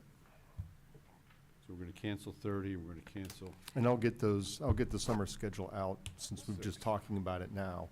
So I'll Yeah. get it into your Outlook calendar so we can have That'd that. be So it would be great. the 14th and the 20th in July, work session on the 14th, town hall meeting on the 20th, and then in August, it would be the 11th work session and 17th town hall meeting in August, skipping the first Monday of each month, Okay. just for the reduced summer session. and so then just to jump back to the committees and commissions thing, Phil Robb's term expires on June the 21st, which means we'll need someone to appoint by the 22nd in case there is a July planning commission meeting, because if there is, we want to, be at full strength for that. well, we'll have 4 plus an alternate. That's true, that's true. Okay. I mean, we'll have that, but Yeah, we'll go full bore trying to get a permanent one. right, yeah. Okay. I just mean, I know we've already settled that we are in fact having a second meeting in June. I'm just saying that's another quiver or another arrow in that quiver for why a second meeting in June is necessary and why the 22nd would be a perfectly fine date for it, because Mr. Robb's term expires the day before. So it would be seamless if we could do it at that time. And the other thing that I'm going to look to calendar is I did talk to Delegate Susan McComas. This was her last legislative session. She served as a commissioner on the Bel Air Board of Town Commissioners from 1987 through 2002 and left to go to Annapolis and served until 2026. So that is about 39 years of public service. Much of Good. what she Yep. served right here in town, was a longtime commissioner and 3-time mayor. So I think it would be nice to invite her to Town Hall for some recognition as she moves on to the next chapter. All right, so I'll send her a bunch of dates and we'll see what works for her. All right, any other calendar items that we missed? All good? All right. Miscellaneous. I had asked Mike to put this on. There's been a lot of discussion over at the county council down the street about public comment protocol. Nobody's really raised it with us. But I certainly am sensitive to people that may not want to give their full name and their full address here now that we are on YouTube. And my main concern is not so much that they give it publicly, but how do we reach them if they come and talk to us about something that is the town's responsibility or is not the town's responsibility? You know, how do we reach them and say, you should contact the county, or we need more information, or something like that? So I'd be happy if they would provide that information to Mr. Krantz, privately on paper would be fine, and they can just, state their name and, I forget what the county council is asking for, a zip code or something? Because often people do think they live in the town, because their mailing address is Bel Air 21014, but they're just outside our limits. So it's important for us to know exactly where they are and have some kind of Right. way to contact them, so that we can address their concerns. I do think it's more relevant to us than it is to the county council to get somebody's exact address. Correct. Because chances are, if you're coming to testify before the Harford County Council, you probably live in Harford County. It's a very good shot. Not always, but there's a very good shot. You're coming here, I don't know, we might be 50-50 in terms of people who live in town versus who don't live in town who come and give public comment for one reason or another. There are a lot of people who come for one reason or another who don't live in town, and it's helpful to us, not only us as elected officials, but then also the staff if there's an issue that we need to direct them to understand if someone is a town resident or not. We have many business people who live in the county, Yes. but don't live in the town and want to come and address us, which And is that's fair. relevant too, yeah. Perfectly relevant. Actually, the one thing I neglected on the calendar was that they will have, the Harford County Bar Association will have their annual Law Day celebration on Monday, May the 4th, from 12 to 1, right in front of the circuit court. So I will be attending that. I will let them know. I think we usually do we usually do a proclamation, Mike, of some kind for our Law Day? I think we do. In fact, I think it might already be signed in there. There you go. So I'll be sure to pick that up when I go to that. All right. Any other miscellaneous comments? And it's normally the 1st, but they moved it to the 4th. They did. So I do have a existing sign-up sheet, if you will, or Great. existing form for public hearings and public comments. Because this board has been so open, virtually allowing anybody who shows up, whether they've pre-registered or not, to provide comment, we've kind of gotten away from requiring the form.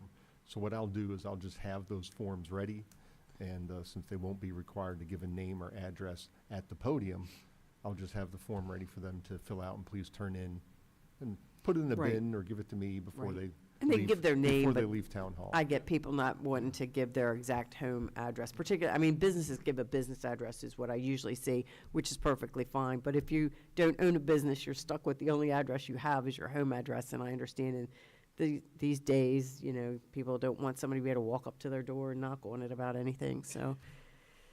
Although, yes, there's a lot of that going around too. Terrible people that do that. All right. Staff comments. Mr. Krantz, any comments? No, I think Commissioner Foss brought up the big thing that I wanted to bring up, is remind everyone about the 250 Freedom Truck that'll be at the American Legion, Post 39, so we're awfully proud of that, and staff is working diligently, especially Chief Moore and Angela and her staff to help them iron out any issues. So I think I've copied you on some of the most recent communications back and forth, and I think it's proceeding along nicely. So if any of those watching at home, if you aren't aware of it, look up the Freedom Trucks online, and they can come visit one in person on May 11th, 12th, and 13th at the American Legion Post 39, right here in Bel Air. I know That's all I had. that's an attraction that I know ECDC was interested in. So it's good that it's coming to the town under anybody's auspices. So that'll be a great thing. That is correct. I think the American Legion is a spot that makes perfect sense for the mobile museum to be, and there were multiple entities throughout the county that had applied to have the mobile museum at their location. So we are thrilled that the town of Bel Air has one coming. All right. Ms. Thompson? No, ma'am. Waqar? I just wanted to correct a mistake about the date for the planning commission for June. I mentioned earlier that it was on the 16th of June, but it's actually going to be on the 4th of June. And then Board of Appeals will be on the 16th of June. Thank you for that correction. All right. Ms. Moody? Ms. Robertson? Annual award nominations will open on May 1st, which is this Friday. So you'll see information on our website for both nominations for Business of the Year and Citizen of the Year. As a reminder to anyone watching, Business of the Year does need to be located within town limits. We get a lot of submissions for businesses that are not within town limits. A citizen does not need to live in town limits for Citizen of the Year. All right. Mr. Klein? Thank you, Madam Chair. I'd like to wish my mother a happy 91st birthday tomorrow, and my sister as well. She's not 91, but she's having a birthday.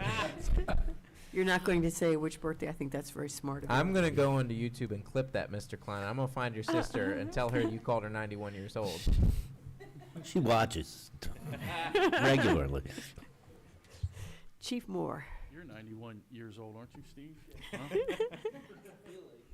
So I think Commissioner Edding and Commissioner Taylor are going down to the MML convention. I'm not sure if the others are, but a reminder that Officer Kraus, Senior Officer Rick Kraus, is getting a very prestigious award down there for the MML. It's the Top Cop Award.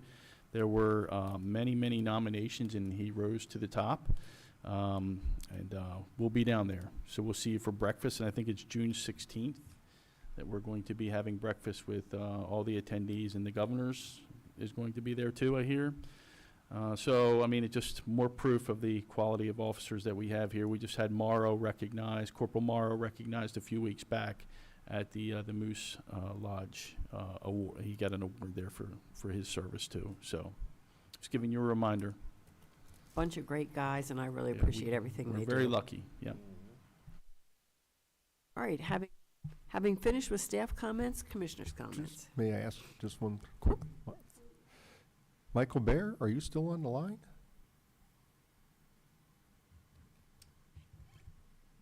Perhaps we've lost him. Ah, yes, he is there. Yes, thank you, sir. Did you have anything for the?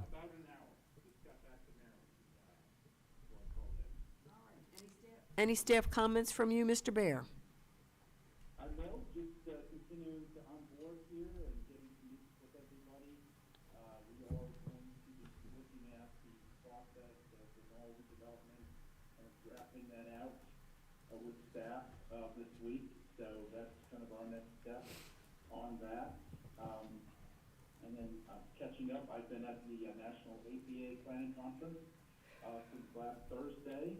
Just getting back, representing the town and the state. We have a lot of great planners there. I made a lot of great connections as well. And we can share more about that once I'm back in the office. All right, we look forward to hearing from you. All right, having concluded staff comments, we'll move on to commissioners' comments. Last week, I met with Mr. Martin Grams of Screaming Bean Coffee Shop in Aberdeen. They have one location on 22 and then one on APG. They're looking to open up a second on APG, and they're also looking for a location in the town of Bel Air. I was very impressed meeting with him. I think he's exactly the type of business that we would want in the town of Bel Air, so I sent him Miss Robertson's way, and I'm hopeful that we can make something happen for him. Saturday, we had the town cleanup. About 15, 20 people showed up. Went very well. Lots of trash cleaned up throughout town, so happy to be a part of that.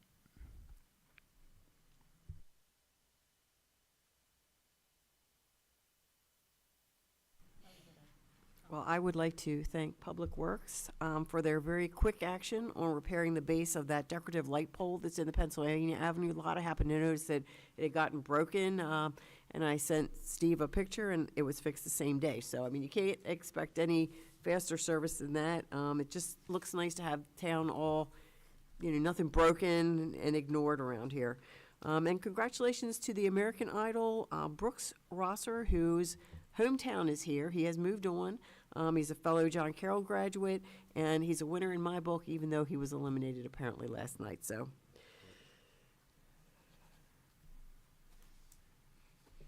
anyone else? No, just, well, thank the chief and Steve. I relayed some complaints from some neighbors of mine about some noise and some other sidewalk damages, so they got on that, and it looks like it's all resolved, so quick response. Yep. Yeah, we'll find out tomorrow at 3 a.m. Thank you, Kat, Angela, and the Cultural Arts Commission for the sculpture. Angela, thank you also for your explanation and how you present it. You are incredibly professional. You have just the right words to say, and you graciously take the questions that we have and all and answer them. I really appreciate it. Thank you so much.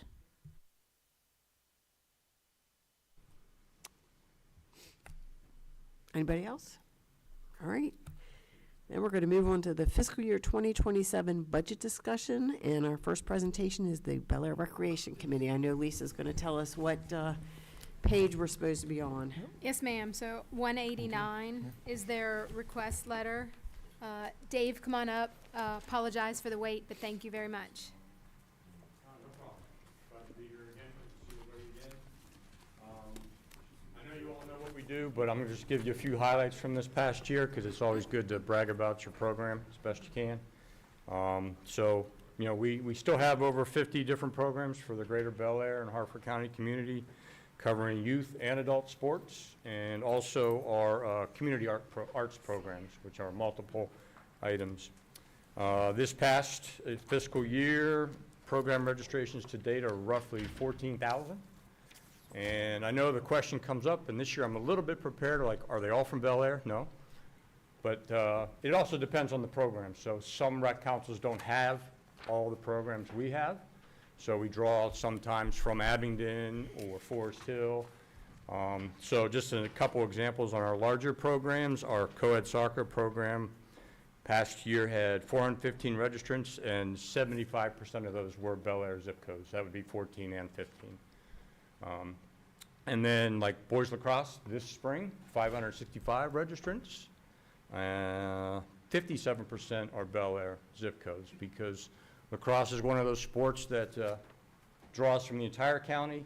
And we all know, we've had children in it and people that have played lacrosse, and if you're not happy with one program, you jump to the other. So we're glad we're getting more into our program. A couple other highlights for the year. So this year, we partnered with Rec and Hartford County Public Schools to undertake over $100,000 worth of work on our baseball fields. So all the fields we have to our use were not uniformly maintained. Some had grass infield, some did not.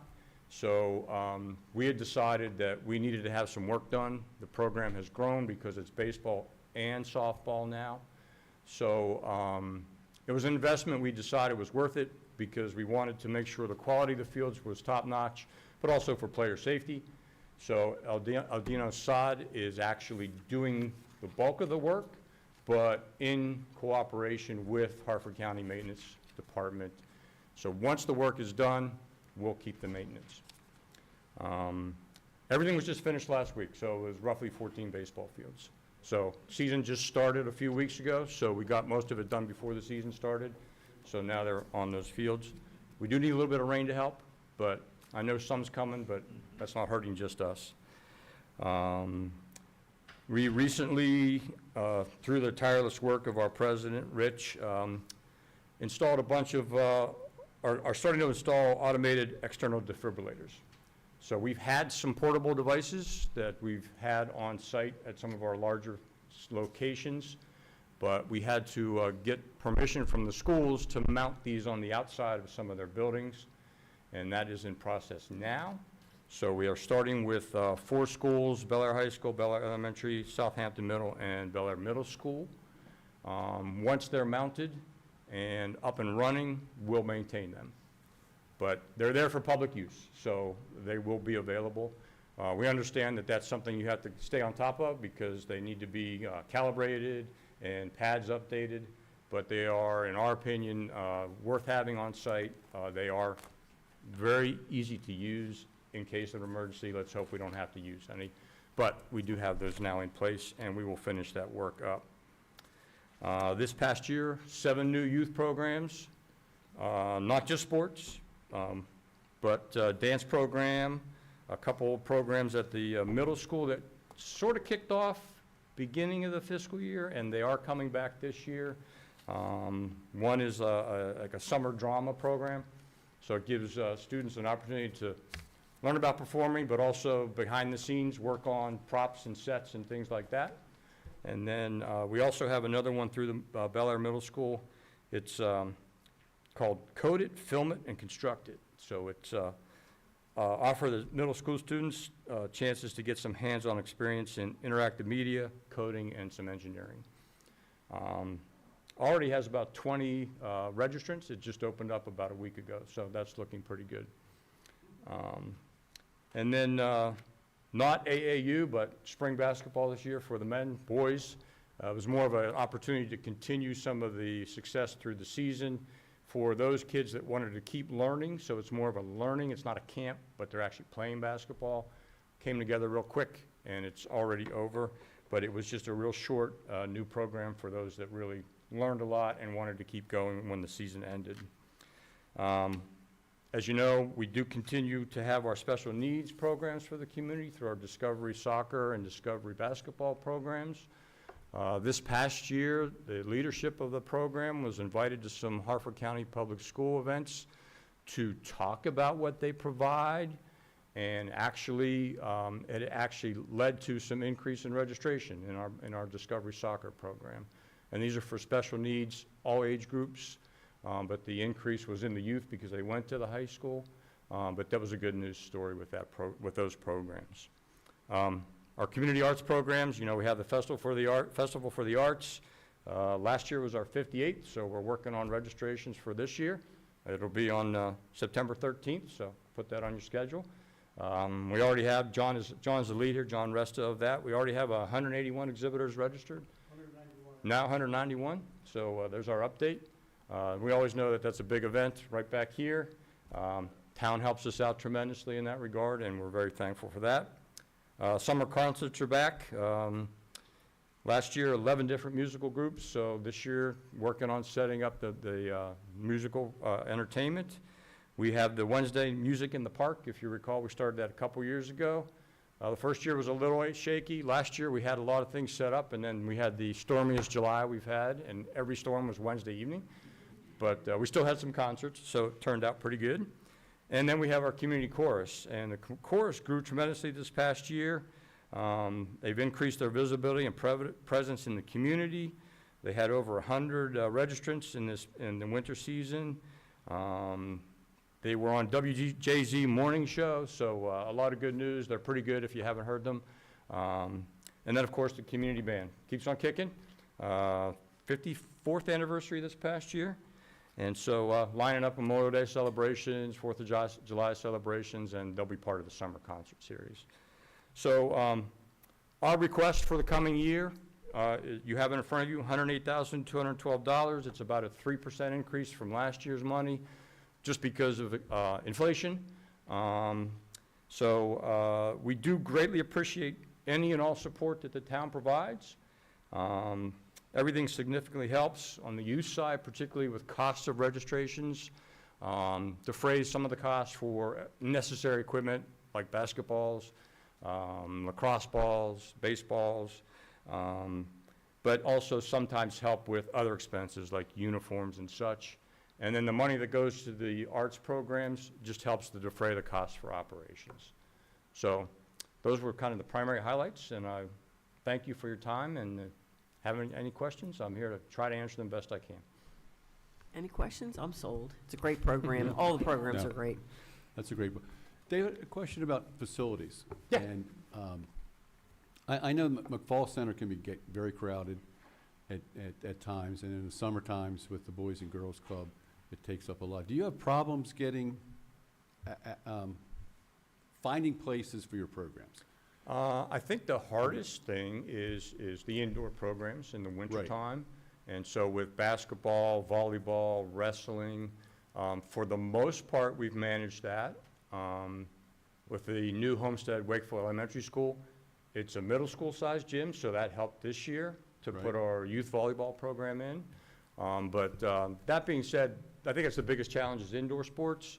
And then because of the explosion in both boys and girls lacrosse this spring, and everybody wants to play on turf. So we have 2 turf fields available to us. Right. That's been kind of an internal fight going on, but we've gotten all teams on the fields, they've gotten their practices in. So, yes, it would be great to have more facilities. I mean, I've always talked about right. taking that skate park at McFall, putting a bubble over it and putting basketball courts in it. I know I'd never win that fight, but I talked about that when Gavin played basketball in the program. But I mean, besides funding, I think it's something else that we can advocate for with Harford County Parks and Rec about facilities and upgrades and things, and where do we sit on there? Mhm. And in the upgrade, because I know they have limited resources too, but if we advocate for, we need this, we need that, so maybe have a side discussion with you, Sure. that's something different that we can go and find out what your needs are, and then, you know, I'm good with going to, you know, Hartford County Parks and Rec and having a discussion with them about, you know, where are the upgrades coming in the county, where is Bel Air on that, and what are you anticipating, and then try to match that up with what your needs are. No, I greatly appreciate that. That's a good point, and we'll talk about that internally, about facilities as on a whole, get the commissioners of each of the programs together, get their opinions, and then I'll come back to you Okay, and have that discussion. yep, good, anytime. All right. Thanks. Thank you all, appreciate it. Thank you guys for all you do, and Mr. Resta, I'm looking forward to that Arts Festival again this year. Are you going to run out of spaces before you run out of vendors, as usual? It's really popular. Oh, and you know, knock on wood, we usually have good weather, so. Yes. That's the thing. All right, thank you. Thank you. All right, so next we have the Hartford County Education Foundation. Their letter is on page 113, and, yep, Katie, come on up.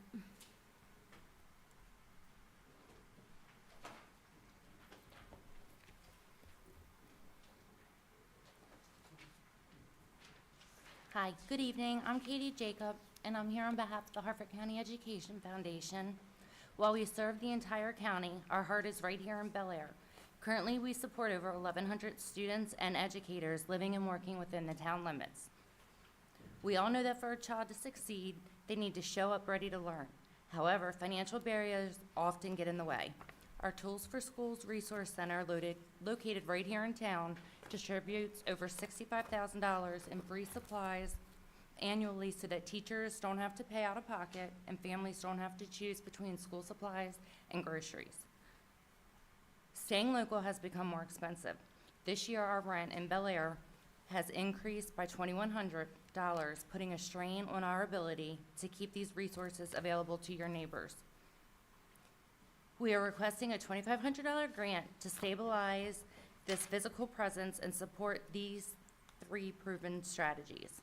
First being Tools for Schools, providing the physical basics for classroom engagement. Second is enrichment, funding innovative tools for students facing economic challenges. And third, early literacy, providing books to children ages 0 to 5 to ensure that they are reading proficiently by 3rd grade, the biggest predictor of high school graduation. Ultimately, this grant isn't just about notebooks and pens, it's about economic development. By investing in the academic readiness of Bel Air's children, today we are strengthening the workforce of tomorrow. Thank you for your leadership and for helping us ensure every child in Bel Air has the opportunity to unlock their full potential. All right, any questions? I think May it's I a very give you- worthwhile program. That's our Yes? latest addition. Thanks. No questions? Any Okay, questions? thank you guys. All right, thank you so much. Thank Thanks, you. Sarah. Thank you for all you do. Thanks, Katie.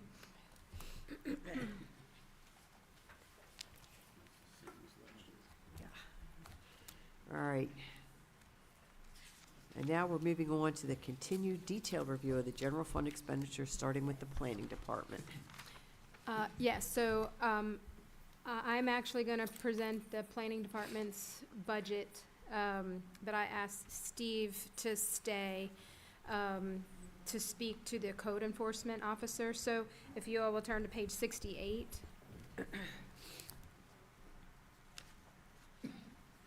As you all know, we have budgeted for a new part-time code enforcement officer at 24 hours a week. Staff is requesting this position to inspect properties for zoning violations, property maintenance, vehicle violations, vacant properties, and building code issues. While the position would be under the Director of Planning, the staff member would also answer to the Director of Public Works, the Police Chief, and possibly the Director of Economic Development. So I'm going to turn it over to Steve to talk about what he was part of, I guess, the process with Kevin and Eddie to discuss proposing this new part-time position. Yes, we just, excuse me, we felt really strongly that this position would really benefit the town moving forward in the fact that it would provide eyes and attention on a regular basis on violations that are occurring towards the code in our community.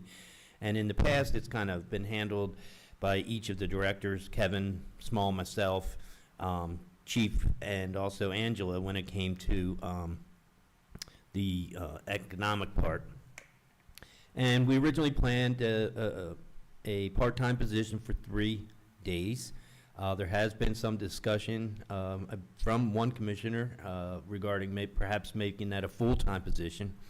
The staff met at our regular staff meeting last week and got together and really tried to throw around, because of Jake's comments, would we be able to really keep that person busy for a full-time position? And it became, we all kind of agreed at the end of the discussion that it was best probably to keep it at a part-time position this year for three days, rather than start full-time. And if the person didn't have enough time to do, we would then have to take those 2 days away. So we felt very strongly that if we start with 3 days part-time, and we see that that position requires the extra 2 days, we would then make that change the following year. And that's what we all kind of agreed to at that table. Of course, Michael is new. He hasn't been involved really in the day-to-day violation stuff that his department has to handle. Like, for example, all the signs and things of that nature that get put up on telephone poles and things of that nature, and, you know, boats and so forth parked in the front lawns and so forth. We feel that 3 days is a good starting point, and we'll go from there. Makes perfect sense to me. Yeah. Any other questions on that? I think it's going to really help. Jake knows he sits in on the ABC committee, and we have a segment on each meeting's budget. It's called cleanup, and usually at that meeting I have 3 or 4 items that are brought before me that involve several sections of, not only in my department, it also covers Kevin's department and sometimes even Chuck's department. So we'll now be able to meet at those meetings and then bring that information to that person, and they'll be able to run with it. I think it'll really help. My question was, how many of these do we have a year? Like, I know you get them from, I might see something or get a complaint and send it to you. It could come from ABC, it could come from just the public, it could come from any one of us. It really varies. Like, in next week, we'll probably have 15 to 20 high and uncut grass letters that have to go out, and then have to be followed up with to make sure they did cut the grass from our original communication via letter. If they did not cut the grass, then we have to contact the contractor and have them cut the grass. And then we have to follow up and make sure that the contractor cut the grass before we send them a bill to lease us off. So that it gets busy in cycles like that. But normally, my department handles probably 3, 4, 5 a week.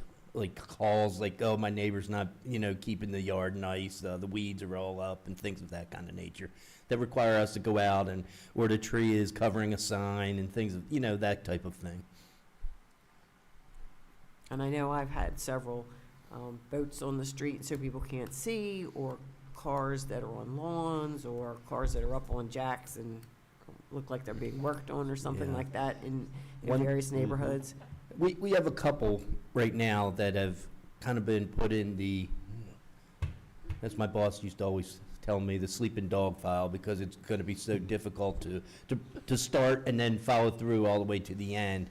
And I think this person will be able to do that much better and work with Elizabeth as well, because a lot of these require us to take legal action against, and that person will be able to communicate with Elizabeth on a regular basis with that.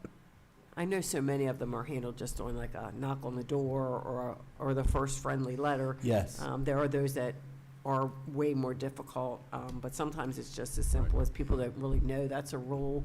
I know there was some older lady who had something in her son's truck had died, and so whatever Yeah. it was, wasn't moved promptly, but it was handled when she was notified. Yeah. I guess I don't want to have, I like the small town way that it's handled currently. Yes. With, we try to just work with somebody rather than get like the Yeah. cold letter is the first thing you get No. in your mail, just a friendly knock or a friendly letter saying, hey, your grass Right. is too high or whatever.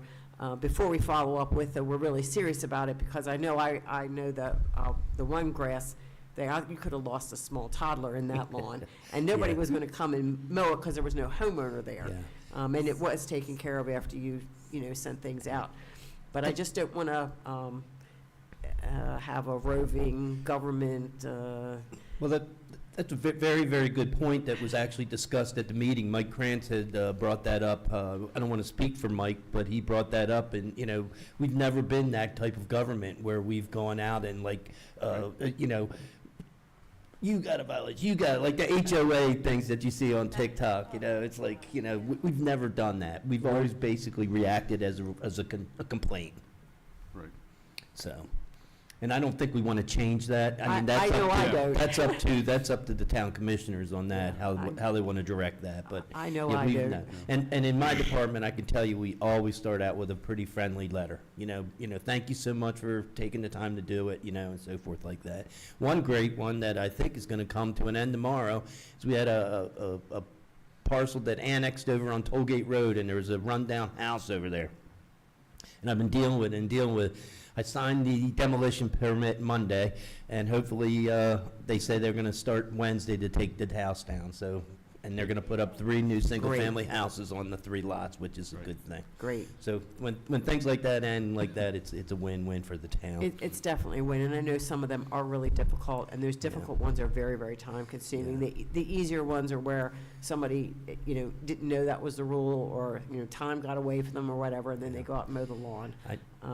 I know that aggravated the community that is outside of the town that lives directly across the street from this, and I tried to explain that we're not like a sue-heavy town, where we sue everybody. We like to work with people, and that's what we did with this situation. We worked with them. They said they're trying to sell it. We worked with them, and then finally here we are. We never had to go to court or anything, spend a lot of money, and eventually it did get done, and everybody will be happy tomorrow. Yeah, I want us to stay that kind of community, so I was just Yep. hoping we were still going to continue in that direction and not take a turn and become, the HOA enforcer on TikTok. Yes, but also, on the other hand, if you do happen to live next to somebody who doesn't take care of their property and you're a taxpaying citizen, you do want the town to take action, and that's what we're here for, And it's been pretty effective, because I Yep. know there was one tall lawn that I ignored, but another neighbor called it in, and it was promptly taken care of once the management company, again, it was an individual home. It's really a rental, so there's no homeowner right there, and a lot of them fall into that category, that there's really not a homeowner there taking care of it, and things get dropped. So you got their attention, and they did come in and take care of it, and we do appreciate that. No, fully support the way you're handling those things. But Steve, the 28.3 would be the, approximate salary? Yes, For- that's okay. more of And Lisa's then- portray there, the actual dollar amount, I'm not sure. I think that's what you had on I think we page came up with, 67. we felt that was a Yeah. good, Right. good job area in the And then, I pay think scale. that's a very reasonable cost to start this process off And of course, look at that. and of course, the other great thing is we don't have to outlay the monies for, insurance and all the other Right. things like that. Right, the loaded Yeah. thing. What about a vehicle? How do you handle Well- the person doing this? The one thing we just had is we purchased a new car for planning, and we feel that we could really utilize the old car. And that will be that person's car when he comes in. It'll be parked at our facility, and it'll be able to be used by the planning department or that person when they need to go out and do it. Okay. So we won't be selling that vehicle this year? No. Okay. That's the plan, unless somebody else has a different option. But we felt that the car was in good enough shape that it would be safely able to be utilized for this position. And it kind of meets the same color as some of our other vehicles, and we'll put a big light on top of it and sirens and stuff, so when it comes running down the road. Bulletproof glass, right? You might want to add a logo too. I was gonna ask, is that car currently marked, or do we plan on marking it just that way? It's not currently marked. It's Okay. not, it's not currently marked. And do we plan on doing that for this position? Okay. They all do have local government plates, though. So many people don't know what they mean. I'd like to see that big thing on the sign, then I know, you know, and I'm sure they'll have ID as well, but then you know that that person is actually official government, not, you know, these fake scammers that go around. Thanks, Steve. Appreciate it. You'll have a great evening. Thank you. We'll see you next Thursday. Okay, so moving on, I'm just gonna highlight, some of the, major accounts. The first one being on page 69 is the travel, training, and memberships. There's a slight increase here to account for the interest of participating in the Hartford Leadership Academy, as well as the American Institute of Certified Planners Review and Testing certification and the membership of the AICP. Who wanted to go to the Hartford Leadership? I'm just curious. Gotcha. On page 70, traffic review and studies, account 0355. Kevin increased this account. He just felt that it was warranted with things possibly coming down, I think, the pike with Hartford Mall. And that, just keep in mind that this is in our fee schedule, so monies coming in, we bill them for the traffic impact analysis. It's submitted by the developers, it's an offset, and you see the revenue for that under planning and zoning fees on the revenue side. So we do get some of that money back. Moving on to, on page 71, about middle of the page, the strategic plan, 0710. This is a new account in this year's budget. It is anticipated to address the implementation of the goals and objectives of the comp plan update with public input. It's a 5-year plan, and it will concentrate on implementation of the desired improvements as determined by the Planning Commission and the town board. So costs basically are for design and printing of the final product. Still on that page at the bottom, 71, if you remember me talking about when we looked at the CIP, the $10,000 that was requested for the additional disc golf holes from 9 to 18, that's what those monies would be for. It has become extremely popular from what I understand. On page 72, we did the wayfinding projects for the signs were cut. That those totaled $44,000. There just wasn't enough funding for that. There may be a possibility to either bring those back at budget amendment, or may even look at them this fiscal year, which time is getting short with only a couple months left, and with Michael being new, it more than likely will get pushed to possibility of an amendment. The other one on there, the Plumtree Park and the Homestead Park, this is for additional enclosures around the portable restrooms. Staff had discussed this a bit ago, and we will be funding these in this fiscal year's budget. So that's Okay. the reason they were cut. Any questions overall on the planning department? Lisa, the wayfinding, when you say new directional sign at Hickory and Moore's Mill, I mean, these aren't just road signs, are they? It is a road sign. It's the one I think that they were working on. It's a I don't want to say it was the entrance sign, but I believe they were working on a sign right there where the 7-Eleven and Dunkin' Donuts is, in that area It's right there not as you just a come into street sign. town. It is more of like a welcome A to welcome town, si- here yeah. is Bel Air, Right. you're Yeah. now Okay. entering Bel Air kind of sign. I don't know exactly what it says, but it's one of those kind of decorative Yes. town As you identifier enter signs. As you into- enter into, it's another one of our entrances that wasn't really Mhm. signed. Correct. Correct. And That's, then that's this- a pretty major one, too. And is it, I know, because we couldn't put it on the one property, because next to 7-Eleven goes the floodplain. Correct, something And about. About the state, How state it was paid for it acquired, and how it correct. was The acquired, funds, right. it had some and then there was things. another one at Main and Broadway? That's right there at ShopRite? What's the directional sign there? Is this the ones that show, Luriadendrum, courthouse, whatever? Is that what we mean by these signs? I'm not 100% sure I'm about fairly that. certain that's the one that's like historic downtown that way. Okay. Yeah. All right. And, okay. And a new gateway sign at 24 in McPhail, or 924 in McPhail. That's 20 grand, that's a lot more. That's not the big bricks. It is a lot more because you'll need masonry work Right. for that sign. That's kind of Similar like to a kind of- Flatiron or whatever out. The one that Yes. says, like, Yep. something similar to that. Because the brickwork is included in that okay. 20,000. So it's just not the sign for that one, it's also the masonry brickwork. Correct. Okay. Any other questions on planning? Michael, Anyone? I think. Michael, did you have anything to add? I just wanted to thank you for taking everybody through that, and thank the Board of Commissioners. I'm looking forward to implementing these projects and definitely becoming familiar with them, so appreciate everybody's interest and support. You're welcome. I will say. What other, okay. I was just gonna say, I find this year's planning budget to be a lot more straightforward than last year's planning budget, so I appreciate that. And Very lean. It looks good to me. Oh, Lisa, one other question.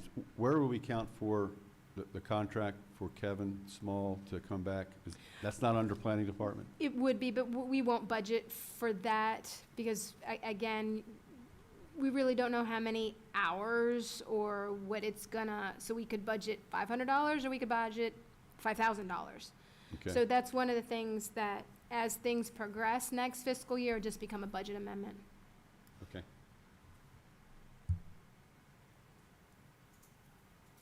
If there's nothing else, I think Michael Bear would probably be interested in driving home, because I think he's sitting in the airport. Ah, poor Mr. Bear. You are certainly welcome to terminate this call and drive home, unless you have anything more you'd like to ask or add. I don't have anything more at this time, but like I say, definitely looking forward to continue working on these projects. All right, Appreciate your support in that. all right. Drive safely. Okay, now, thank you. All right, moving on to finance. Yes, ma'am. So we're gonna start on page 57. Not a lot going on in the finance department's budget. But at the bottom of page 57 is our travel training and memberships. The memberships are for director and deputy director. The majority of the publications and training are for those two positions as well. With the new director coming in next fiscal year, it's still budgeted the same types of interests that I had with the local Maryland GFOA and their conferences, as well as various national GFOA webinars. The deputy director does an annual payroll training update, which is critical to review any new compliance issues or things that need to be reviewed on an annual basis. Moving on to page 58 rather. Middle of the page, you have the audit, account 0320. You have the GASB pension valuation, 0325, and the OPEB valuation, actuarial valuation, account 0326. So these are probably, besides salary and benefits, our most costly items within the budget, but all three are requirements. The audit, again, is the final extension option that I mentioned earlier at $21,259, and then it will go out to bid for fiscal year 28, sorry. The GASB pension valuation is a requirement of GASB, and we've had it every year. The OPEB, again, is a requirement of a different set of standards from GASB, and we have that every fiscal year as well. These are, I don't want you all, I just remind you all that there are 2 sets of valuations that are done. There are the actuarial valuations that you need for the plan, that the plans pay for. The OPEB plan pays for it, the sworn officers pay for it, the civilian plan pays for it. These are requirements that are required by the town. So one is a GASB, or Governmental Accounting Standards Board requirement. The other valuations are required by your plan. So that's why the town pays for the GASB valuations, and the boards or the plans pay for those valuations. There's a lot of valuations going on, but you have to do what's required. Banking fees, I just wanted to mention this because this is something that has continued to increase over the years. Just recently, we added the ability to pay vendors through an ACH. We are not looking at making the 100% or really even 50% change from cutting checks to paying ACH. Really, the reason we looked at it is because of MML. MML will not accept checks anymore. And the only way you can pay them is by credit card, and they'll charge you a convenience fee, or you pay them through an ACH. So you certainly can't cut them a check, and we try very hard, unless it is the only way to do business is to pay a convenience fee on a credit card, because it's just a waste of money. So this does have fees associated with our bank, but Pam and I reviewed it, and we are starting with baby steps with this. So we recently paid MML, and things went very smoothly, no issues. We have a couple things we need to look into with our financial software with notification to the vendor. But we're getting ready to pay another vendor through ACH the end of this month. So it's just something I wanted to bring to your attention. We are moving in that direction slowly, and it'll be something that I'm sure the new director will look at and enhance the process and move forward in that direction. But the main reason for the increase in our budget is due to now having that ability through our bank. And Mike, first of all, I am 100% on board with not paying a convenience fee unless it's I do the same thing in my personal life, and I'm glad that you're watching the town's dollars like they were your personal dollars, which I know you've always done. My question about the ACH versus checks is, I've seen, I heard the IRS is going to stop taking checks. I don't know when they're going to do that, but it was a notice that was in a form with from the CPA that does the taxes, and I was like, I don't know what I'm going to do. But they've been cashing checks, so I think they're trying to, move to that. And my question to you is, why do you prefer checks over the ACH? Is it just the cost from the bank, or is it any kind of a security issue, or? I wouldn't say it's necessarily that I like one better than the other. It's just when you go to a new process, you start small, you start slow, you just make sure that you understand the process.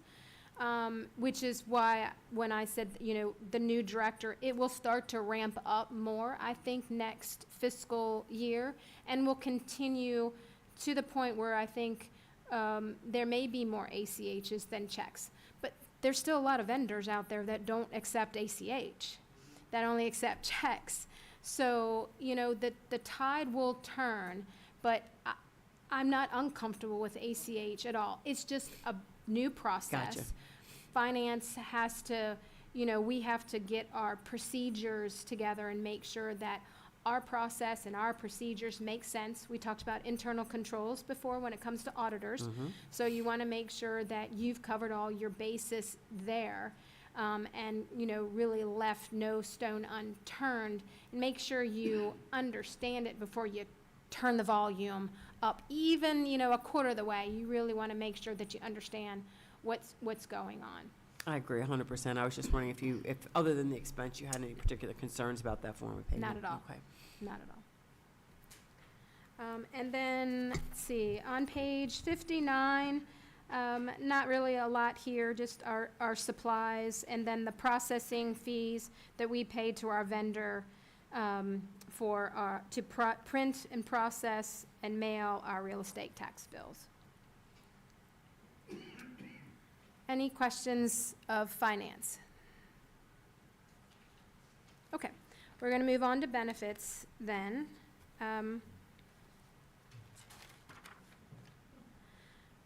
Which is on 106.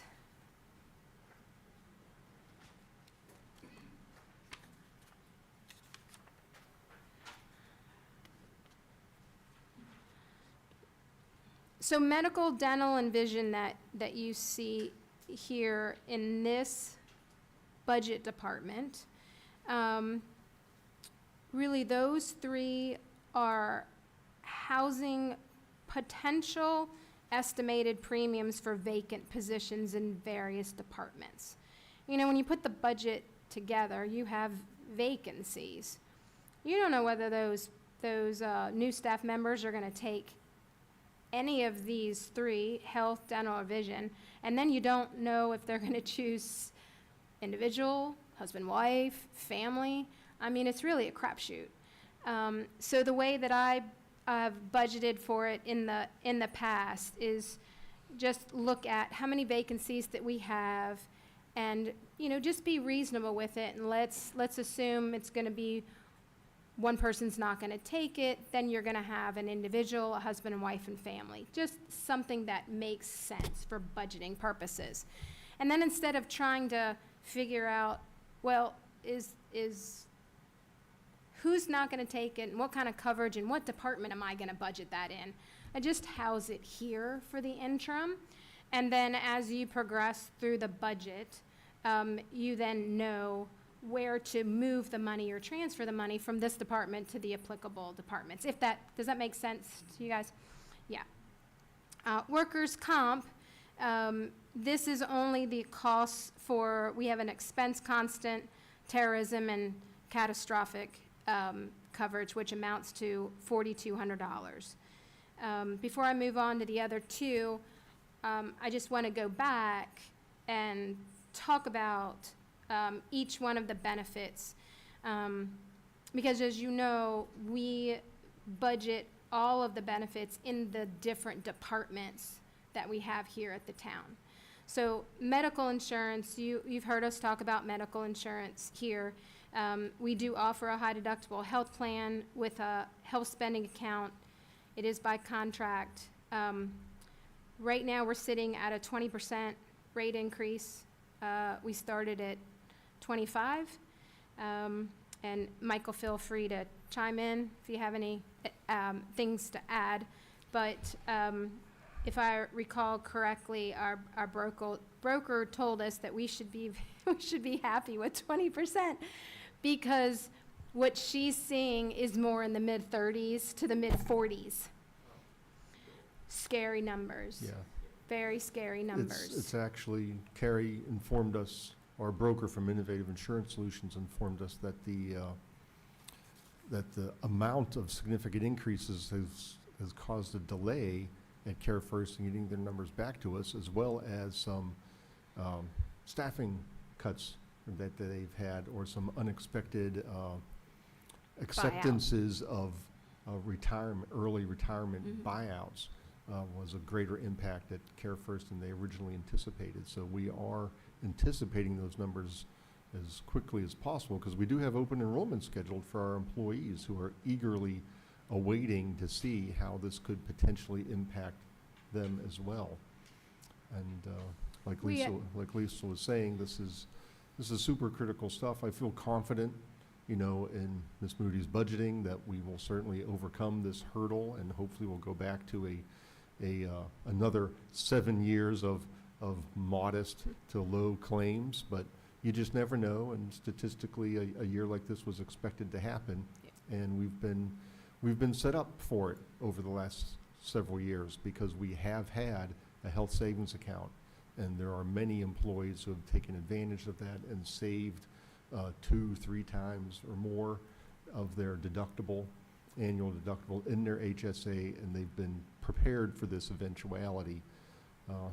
Not everybody has the capability of doing that, so we certainly want to try to minimize these increases as much as we possibly can to help the employees who might be struggling a little more with these health increases. Yeah, so Carrie is, like Michael had said, she's still waiting from Care First to look at some alternative plans within Care First for Michael and I to look at. More than likely, it would be higher deductible plans. Sometimes that's not the best way to go, so you really have to look at the plans as a whole. And think of it not only from the employer standpoint, but from the employee standpoint as well. So in discussions with her, because we are at a 20% rate increase, that is what is budgeted as a 20% increase. With that 20% increase, the town is proposing that the town no longer pay 100% of the premium, but it gets split with the employee. Town pays 95% and the employee pays 5%. The town just cannot bear 100% of the burden with a rate increase like that. And as Michael said, we've known this day was gonna come.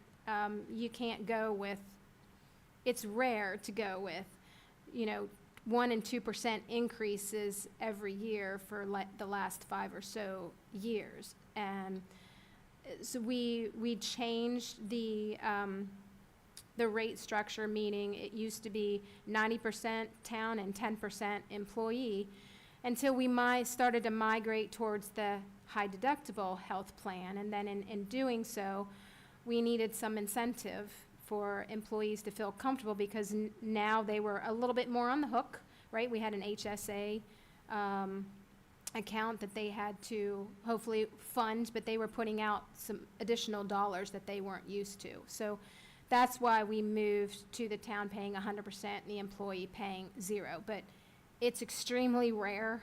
I don't know of any place else that does that. So we did know this day was coming, and every year during open enrollment, Michael talks about save your dollars because, we don't know if next year is going to be the year where we're going to have to ask employees to start paying a portion of the premiums. So what does that impact look like for the average employee? I was gonna Go ahead. estimate that, but I didn't calculate it in advance. The way you would calculate it is you take our current premiums and then you would reduce the percentage from 35% to 25% of what we contribute to their HSA, but then you just take that total premium and calculate 5% of that based upon what they enroll in. So it could be individual, could be parent-child, it could be husband-wife, it could be family coverage, but then they would pay a 5% portion of that premium. But that does come out pre-tax. It does come out So pre-tax. depending on where you are in that world, Yep. $10 may cost you Yeah. $8 really out of your Mhm. paycheck or whatever. Correct. And I know the math is all wrong on that, but it's not as bad as the full Right. 5%. And Right. I really have never heard of any entity that pays 100% of the premium. Although I'm not sure how many have high deductible plans, particularly in the government Mhm. world. It was a choice for a while in the county, but they did away with it, I think because nobody picked it. But The high deductible plan with the health savings account is truly the way to go. And people who don't pick it Yeah. aren't thinking it through. I agree with you 100%, because So we've, in my personal life, that is what I have chosen, Yeah. because the premium is something you will pay every single year. Mhm. Your high deductible, you may or may not, pay that much, Yeah. but the premium is a certainty. The high deductible, you may have a bad year, 1 out of 5 or something like that, and you're still generally ahead, but it depends on your personal circumstances. If you have a lot of routine Yeah. medical costs in a year, then you're, playing with a different hand. But generally speaking, the high deductible plans are good. People aren't comfortable with them. It does place the responsibility on the people who use it. And sometimes And it that's- and discourages them that's from not- going to the doctors, which is bad generally. But It's a overall, possibility. financially, it's But generally you good. have to remember that your annual checkups are free Yes. per the law, Yes, so as those- well as a lot of other Yes, type of, that's right. Preventative the care. preventative care, right. So are there, mammograms and so, colonoscopies so and all that stuff. Preventative care is mandated free by law, and Care First, of course, provides that for our employees. How about like if you have kids and they go for their, shots and all that stuff, is that covered under the plan or is it part of the high deductible It's- portion? They also get their annual exam, but, immunizations and checkups are just a copay, Okay. yeah. And obviously after your deductible's met, so your deductible has to be met first. And it does require the employee to think about their health care, whereas in the past, I think the comprehensive plans that people have enjoyed, that I know I remember in my lifetime, maybe, 15, 20 years ago, you'd see a comprehensive plan, just show a person your card and everything's paid for, and you pay for it out of your wallet because you're contributing to your premium, is great and convenient, but it also encourages abuse of the plan as well, too. And while I agree with your statement that sometimes a person might be discouraged of going to the doctor if they don't have money in their HSA, or they're worried about that, the town also has offered and will continue to offer a no-interest loan through payroll for somebody who might not be able to afford their doctor because they don't have money in their HSA.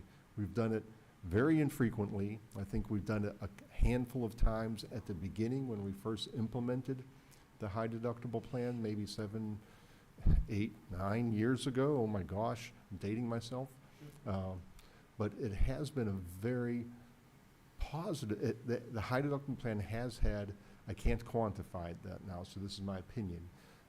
It has had a very positive impact on these last several years, because I think it forces an employee where no one likes it, but it does require you to be a more educated and better consumer of your own health care dollars than having just a card that you can give and it doesn't really matter.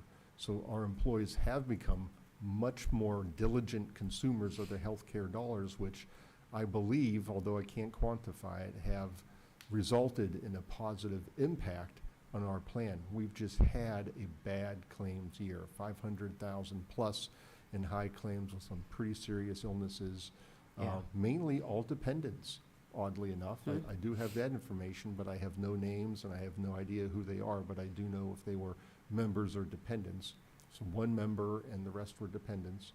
But that's what this health insurance is for. It's to help a family member, whether they're a dependent or they're an employee, so they can get well and come back to work and have a career with the town of Bel Air.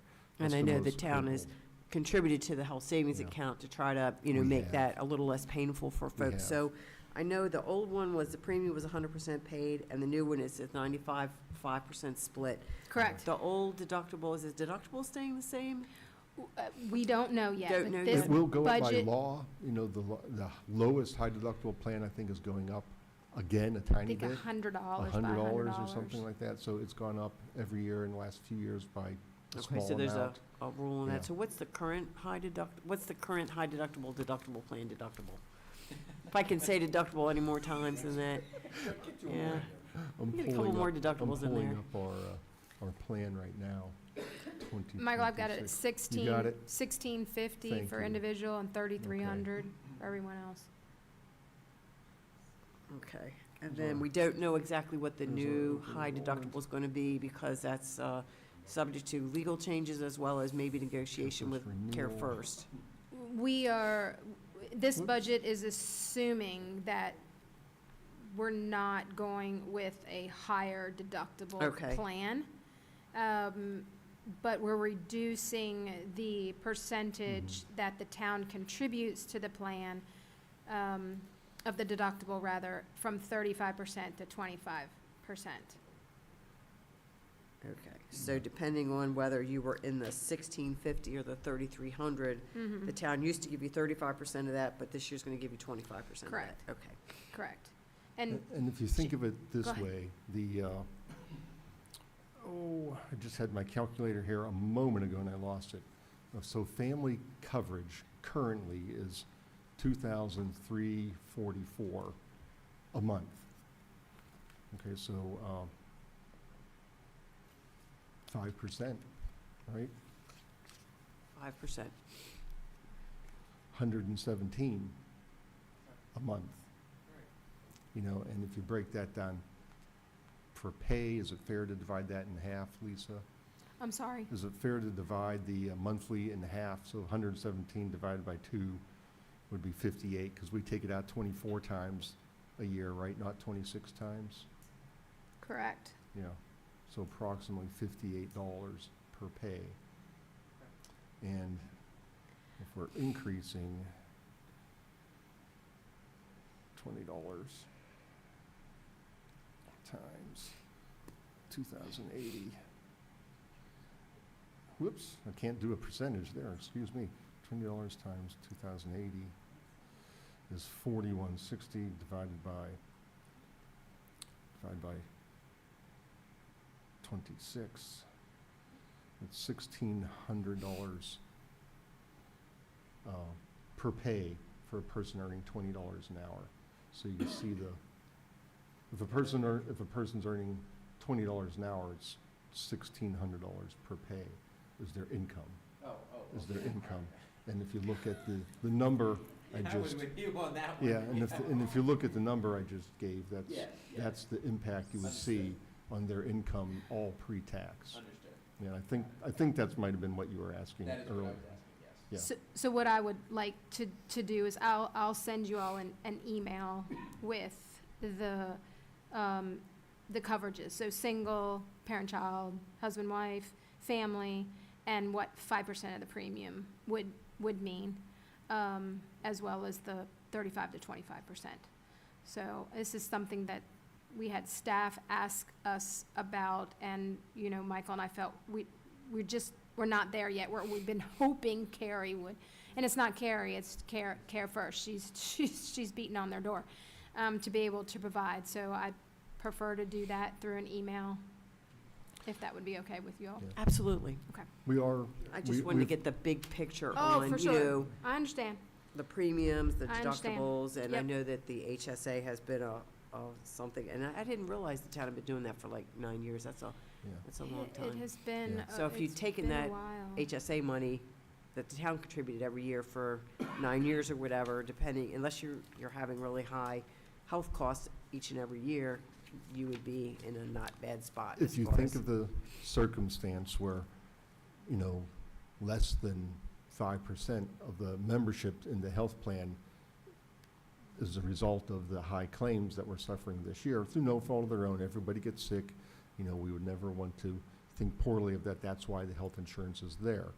But for the average person who has benefited from this and has become good healthcare, good educated spenders of the healthcare dollars, they have really helped us over the years, and they should have, and I know many employees have, saved significantly in preparation for knowing this day would come.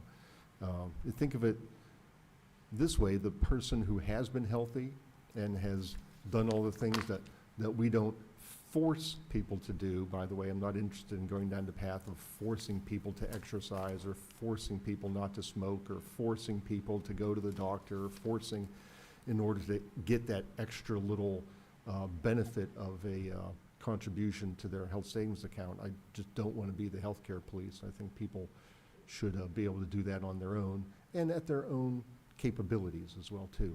So it does help considerably. And we knew this date would come. We just had hoped it would have been longer from now. I would like to say, and I think, Lisa, you'd agree with me, I don't want to speak with you, we are still fully insured. You know, we're not self-insured, and I don't recommend going down the path of becoming self-insured in terms of health care dollars, because we're just not that big of an organization. And with only about 80-plus people in the plan, you know, this, for example, this scenario of $500,000 or more, you know, in claims could really, really cause a significant struggle, you know, for the town of Bel Air. And while we're dealing with managing and maintaining this particular increase going forward, I think these increases and these high claims statistically do come in waves, and hopefully in the next year or so, not unlike workers' compensation when you have high injuries, and we're just coming off a few years of having a bout of some injuries. You know, now we've had a few years with little to no injuries, or very minor ones. So it's, I think we have to stick to our guns and go through with this plan. And while it is painful to ask employees to contribute to that 5%, especially when they haven't been contributing in the past, I would think most employees would understand, because they have listened, they have understood the circumstance of where we've been at. And you are right, when, Ms. Mayor, when you have said that it's unheard of to have the deductible that we have, and it's unheard of to have the zero contribution to your premium comparatively across the United States, especially in the private and even in the public sector, dare I say. Oh, even in the public sector? I've never heard of any public sector that had a 0% I've premium. not either. Never. Yeah. So it will erode pay raises a little bit this year, but also you have to look at all the things we do provide. I think we have an outstanding culture. We have still a wonderful benefits program, and we do have a competitive pay program that we are continuing to try to improve, as we'll talk about more as we talk about compensation going forward. And the alternative, of course, is to be self-insured, and I agree with you 100%. The town's budget is too small, because when you have swings like this and it has to come out of your budget, it is really, the town just can't weather that. The county, as far as I know, is still self-insured for health insurance, as is the state, but you're talking way, way larger budgets. And the way they sort of help, they're also self-insured for workers' comp, is they buy reinsurance to take care of those, you know, pig in a python kind of situations. But I agree. I don't think that the town really is big enough to go down that road right now. We did go down that path once. It was before Michael's time, because Legit offers a kind of a consortium. So we did participate in that. We had several good years, and then the consortium was abolished, and we were left with, it was either a $300,000 or a $400,000 leftover payment that we had to make. So Michael and I, it's very painful, very painful. So Michael and I talk about it every year, and every year we look at each other and go, nope. Just, you know, once you get burned like that once, you're just not going to go back.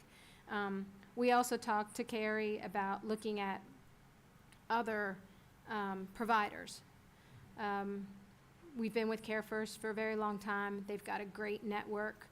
And what, as you all could imagine, what providers will do is they'll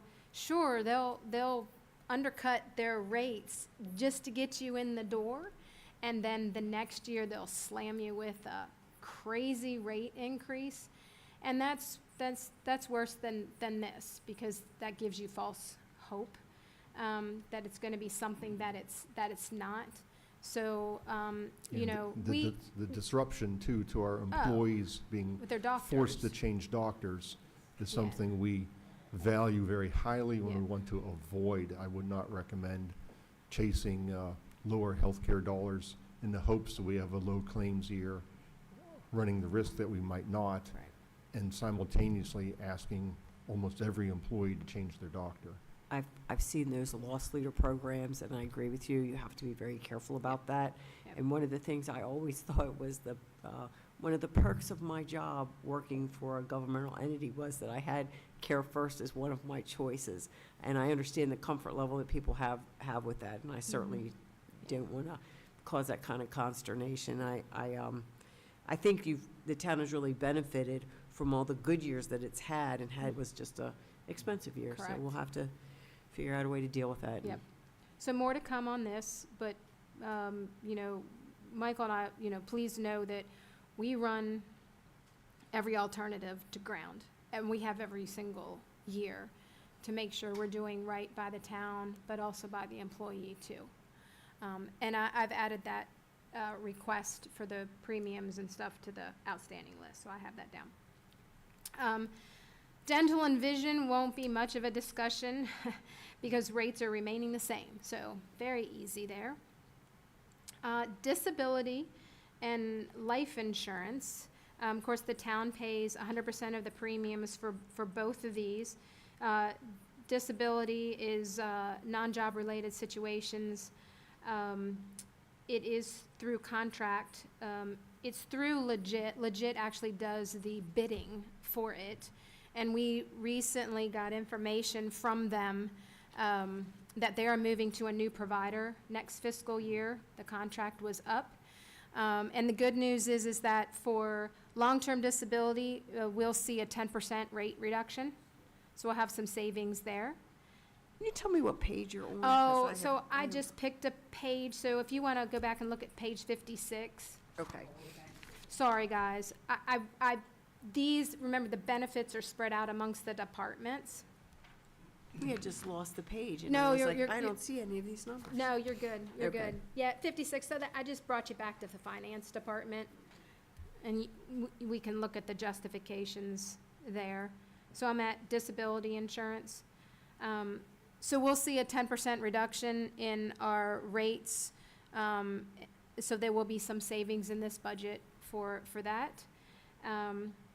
We'll come back to life insurance because it's on the next page, but pension, again, 2 separate plans, civilian and sworn, full-time only. Civilian is 8.7% of the employee's base pay is the town's contribution for civilian, and 9.4% for sworn officers. So then on page 57, life insurance, again, is paid 100% by the town. It's 2 times salary. It's term insurance. It ends, as does long-term disability, the coverage when an employee leaves employment. That contract is still through Legit, but they're going with a different provider. And we'll see a 10% reduction in rates for life insurance. AD&D rates are remaining the same. So we'll see a little bit of savings in this budget because of that 10% reduction. We do offer a resident rebate for those employees who are full-time and own and occupy residential property in town limits. They must fill out an application every year to apply for it and meet the parameters within that policy. There's nothing budgeted in the finance department because we don't have anyone who is eligible, but you'll see that throughout various departments. The deferred comp program, last year, we increased the town's contribution to $40 a pay, as long as the employee contributes $50 a pay, and we're not asking for any kind of change with that program. And then, of course, workers' comp, we have talked about our town's modification rate decreasing from 1 to a discount of 0.75, which is extremely good news. Again, based on the claims and experience for the last completed fiscal years. And then the base rates that are set by the National Council, that we have 3 classes, and 2 of those classes had reductions, and 1 of those classes had an increase. So overall, good news with workers' comp, and again, kudos to all of our employees and our risk management committee who reviews the accidents and puts into place, if we need to, any other security or safety protocols. But it has made a difference over the years, for sure. Lisa, on the pension, Yeah. what's the employee contribution? So the employee contribution for civilian is 5.9 and the sworn is 10%. Yes, Excuse me, that's down from 11.9, I believe. 11.65. 11.65, I anyway, think. yeah. Yeah, And and if you remember the pension conversation, we're looking at that, the trustees are looking at that because the sworn pension is performing very well. You know, so there's a possibility the trustees may recommend reducing the police contribution, but we'll do that only with lots of research and lots of communication. So it's premature to suggest that Yeah. now. I and think. after the experience study, yeah. that is out, that is coming out. And neither pension has a COLA? No, Okay. COLAs can be extraordinarily expensive in Yep. such a small, young plan. Okay. I would recommend lots of caution in that area. That's what put several airlines out of business, so I'm Yeah. right there with you.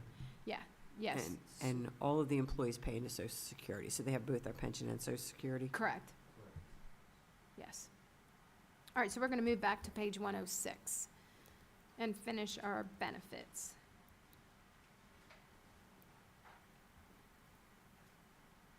So OPEB for the town means healthcare for retirees.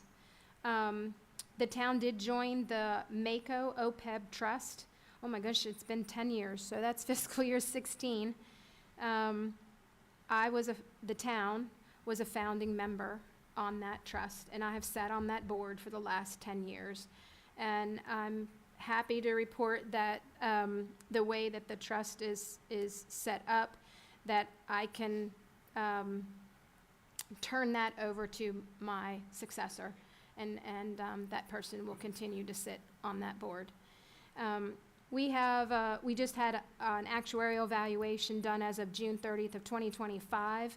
Unlike the pension that has to be done every year, this is the one that the plan pays for. OPEB, the requirement is every other year. So that actuarial valuation showed a contribution of almost $47,000, which is a decrease from the previous year, which means we're funding it. And actually, because we're a part of the trust, we've done very well with investments because we're in the trust with larger counties. So we're taking advantage of that, the many things from that. So again, the budget's at $46,671. Our policy, healthcare for retirees, does state that there can be an increase in the amount that's provided to retirees up to 3%. Recommending we continue to do that because, again, you want to keep up with the costs of health insurance, and honestly, 3% is a measly percentage. But we felt that at the time that we put this plan together that, we didn't roll out the red carpet and create too many unknown costs. So at the time, 3% was a reasonable percentage increase in what the town would contribute or reimburse to retirees. And you have to be here for at least 20 years, and you have to be 55. And at single coverage, if you have 30 years, then it's husband and wife coverage, and it goes to 65. So it's really for our long-term, long-standing employees. So this is kind of like gap insurance to get to Medicare if you retire beforehand? Yeah, I mean, we cut it off when at the Medicare age at 65, and then they're on their own. Right. Yep. And this is paying for the premium for the current? No, just pre-65. It's Yeah. a little bit, a few $100s of pre-65 health insurance that Okay. an employee can receive if they retire prior to being eligible for Medicare. Because once they become eligible for Medicare, the town does not offer post-65 coverage. Many employees do move out of state, but this benefit is still available to them, and the finance department will ask that employee to send their bill and proof of payment, and then we will issue them, based upon their service, you know, a few $100s of reimbursement towards their medical premiums. Okay. It depends on what stage you are. I mean, if you have individual coverage or husband-wife coverage, but we have we've had several people come off this calendar year already, and some are going to drop off later this calendar year. But I believe we have 4 retirees. We just added a new one, and then we had several already existing. So it's not, as you can see with the contribution, it's not draining. It's, you know, it is a nice benefit to offer longstanding employees, and it's not breaking the bank. And the last benefit account on there is that transfer to leave payout reserve. Again, it's by policy. It's a range by policy. I always budget at the minimum amount with the thought that probably more will go in there at the audit time when you look at revenues over expenses. But we are at the maximum, like I mentioned, at fiscal year '25, but there'll definitely be some usage of that in '26 and in '27. Any other questions on benefits? All right, we're gonna move on to miscellaneous then. So we're on page 109. Tuition reimbursement is the first account. It's a new account in this budget department, but it's not new. It's just been housed in the police department because the police department has had the employees request tuition reimbursement. Staff felt that it made more sense to take it from the departments and put it into the miscellaneous, and we can better track it there, see what's being spent. We put a cap on it, $10,000, that's it, so first come, first serve. Michael's shop really does the majority of the review and approval, along with town administrators' sign-off, but it is being utilized by 3 employees for tuition reimbursement. It has to be job-related, Right. and it's capped, you know, according to your degree. But if a person is pursuing for example, a police officer who is pursuing a degree in criminal justice, even though they may have an elective for, I don't know, arts or something like that, it's still an elective fulfilling their requirement towards a bachelor's degree in criminal justice. So we will approve that, and once the money is expended, they're no longer eligible for any additional funds. And so far, we've only had a handful of employees take advantage of it. It's been affordable, but I think out of an abundance of caution, Lisa made some excellent recommendations, and we moved it to here and put a cap on the amount. And then we'll have to amend the policy to see how we approve it. Always good to have a cap. Too bad we can't do it on medical costs, Yeah. but that's why you always want to have one, just in case you have like a bumper year. I suppose not only do you prove it in advance, like, you know, you're going to take this class and we will pay for it when you come back, and there's just some kind of grade Correct. requirement? It's a reimbursement. And is there some kind of grade requirement they have to? They have to pass, yes, Okay. they have to pass. They require proof of their passing grade. Yes. And what about in-state, out-of-state? For example, would we prefer them to take a Maryland course or a community college course as opposed to Virginia Tech or something? Well, the policy itself kind of encourages you to take, if you're getting a bachelor's degree, at a institution that has a more reasonable cost. Because if you select an institution that has a much higher tuition, your dollars are going to be used up in 1 or 2 classes. Right. You know, so it kind of self-regulates from that regard. Yes, Yeah. yep. The next account, the general insurance, really is the bulk of this department. Where, as you know, with Legit, it includes a variety of insurance from general liability to police, to our vehicles, to crime, property, environmental, volunteer. Legit has provided us with a preliminary overall liability rate increase of 10%. Some up, some down within those, but we're budgeting $220,000 for our general insurance.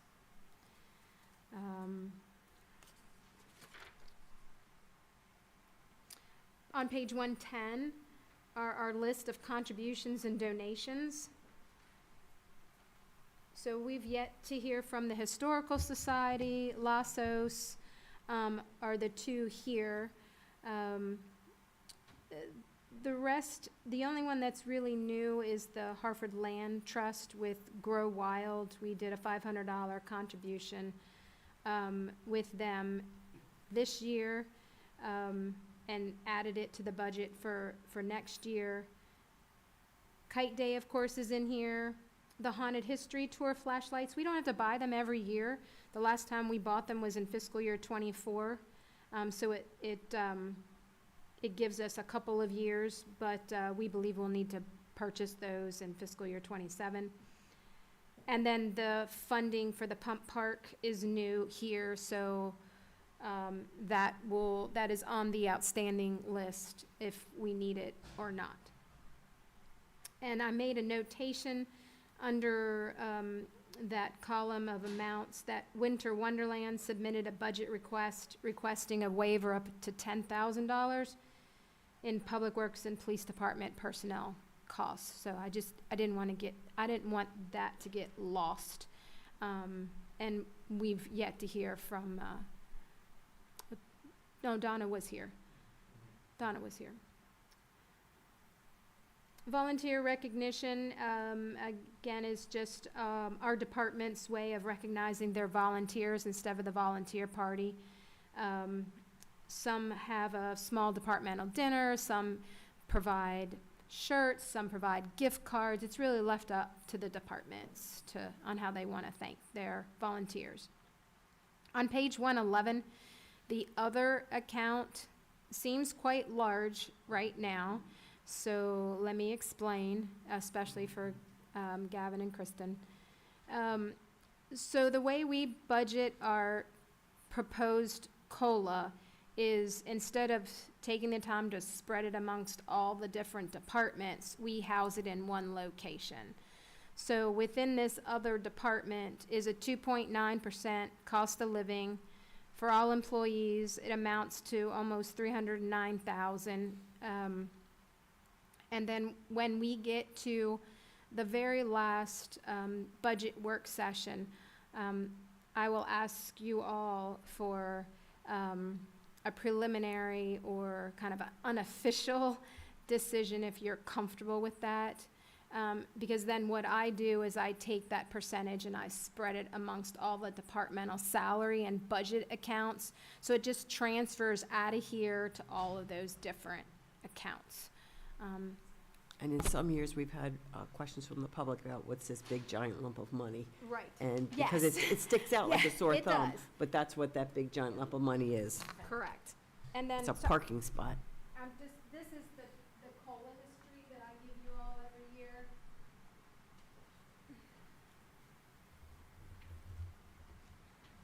And so the 2027 salaries that we have are before this 2.9% Correct. COLA? Okay. They include a merit. Right. Yeah, but not the COLA. So this has just been a running history for, as you can see, quite some time, for as best we can do for the Baltimore region. They really have not, they used to be separated, now they're not. But the cost of living site that I use for, as of December of 2025 had a 2.6% cost of living. We're proposing a 2.9% cost of living. One reason for that, and Michael can probably expand on this, is we felt it was important to get the labor hourly rate to $20. You all may have remember us talking about that last fiscal year, that we couldn't quite reach that, but felt comfortable that we would be able to reach it in fiscal year 27. So that is reaching it. And we feel that's very important for us to do. Thank you, well said. And we also have, not a lot of employees, but several employees that are at their end of their scales. There are 1% longevity bonuses for them. It's just a one-time bonus, so our cost of living is very important to them. So you have to think merits for performance, cost of living adjustment, or for the cost of goods and services out in the real world. So we all know how much costs of things have increased even over the last year. So super important to be able to keep up with that cost of inflation the best that we can. And to that point about merit being for performance, how are those decisions made? I'm going to defer that to Michael. We have an annual performance review process. It's codified, not codified, it's in the Lexipol policy, the online policy manual, and it basically takes a person through a traditional 5-step ranking, and you have to be satisfactory or above to qualify for your merit increase. And ultimately, is that up to the department heads, town administrator, HR? Department heads do their reviews. And in the larger departments, some supervisory personnel may do the employee review, but ultimately it still goes through deputy chief or police chief, or in the public works department, deputy director and director. They all see it all and they all sign off on it all. And very infrequently have we had somebody denied their merit for poor performance. It can and has happened, but very infrequently. And I'm assuming you can appeal your poor performance evaluation to the town administrator or something? There's a very robust appeals There process, you go. as a matter of fact, already in the policy manual. I figured there Yeah, was. I yeah. just wanted to confirm for anybody that, wasn't sure, if you do get a bad job evaluation and you Yep. aren't getting a raise, you can appeal that. So Any- Lisa, the document that you handed out, Mhm. am I to take this to mean, actually, I'm not sure what I'm to take this to mean. So could you, because I'm looking at that total and I'm realizing now that as I was reading it, that's not telling me what 100% of today's change rate compared to the $1986 is, correct? That's talking about increase over 1986. Correct. All right, all right. Because I'm looking at that and I'm like, we really are, our dollar has melted 7% off of, but I'm with you now. Okay. No. It's just giving you the cumulative increases I see. since 1986 compared to the town, just so you can see. It's just a quick glance at a total, and then you can look at it on a year-by-year basis. We were so conservative in the 2015, 2016, 2017, 18, 3 years of 0% COLAs. And that was following, 2 years prior to that, 2011 and 2012, also 0% COLAs, and then 3 years of 1% COLAs. So the town has really gotten behind the 8 ball a little bit in terms of keeping up with a competitive rate. And we do see that, and we still encounter that in terms of hiring. Well, Mhm. and in the massive inflationary year of 2023, we took a major hit, which there's that opposite side of ARPA that we were talking about and stimulus money. So the conversation has come full circle. I mean, that 6.5% Mhm. delta there is huge. So And That makes sense. And I will thank the board and any other previous boards that have acknowledged this and have given priority to the COLA to allow us to have a comparable wage. I wouldn't say competitive, I'd say, private sector still wins, but we have been able to maintain a good benefit package. Private sector does not have a pension, and people who value and understand what a pension is and what a municipal career can provide when you reach retirement age, still an excellent place to work. And I think, we've worked very hard, especially Michael as HR, in trying to keep us competitive with other jurisdictions. So, if you don't keep up with the cost of living, you're just gonna get further and further behind. So any changes to the pay plan, like what we just did in FY '26, you kind of throw that out the window if you don't continue to keep up with, cost of living. Now, things do happen, right, in life. COVID, recession, stock market crash, where it can't be helped. But we've always tried to have the goal to at least meet that ratio that we have, that I get December of 2025, and improve on it if we can. And we felt that that was one of the priorities this year of the town administrator, was to get to that $20, and Michael, of course, to that $20 an hour for labor. So we weren't too far off if we would have stayed with the 2.6, but that 2.9 was able to get us there, and we just think that's super important from a competitive standpoint and from, hiring standpoint and maintaining employees. I know that labor position was just posted constantly. Yeah. When I first got on the board, and now I know tonight the only open position currently is for a police officer, so we're making progress, we're going in the right direction. We are. I mean, that was still a problem even when Steve and I got elected. I remember at least for the first couple months that we were always talking about laborer position, and then somewhere around the first, 8 or 9 months, we stopped seeing it so frequently, and now I can't really remember the last time that we've gone. Well, we have an outstanding team, Yeah. so hats off to them, and I know you compliment the Public Works crews exceptionally frequently and very highly, so we all feel similarly, and this will hopefully be able to retain them as well as attract new employees should and when the time comes. Any other questions on that? Okay. And then, of course, that last account is the transfer to capital reserve. That 20,000 is the minimum and the policy requirement, very similar to the leave payout. And we talked about the reserve balance at 2025. So lastly, debt service. So that's on page 120.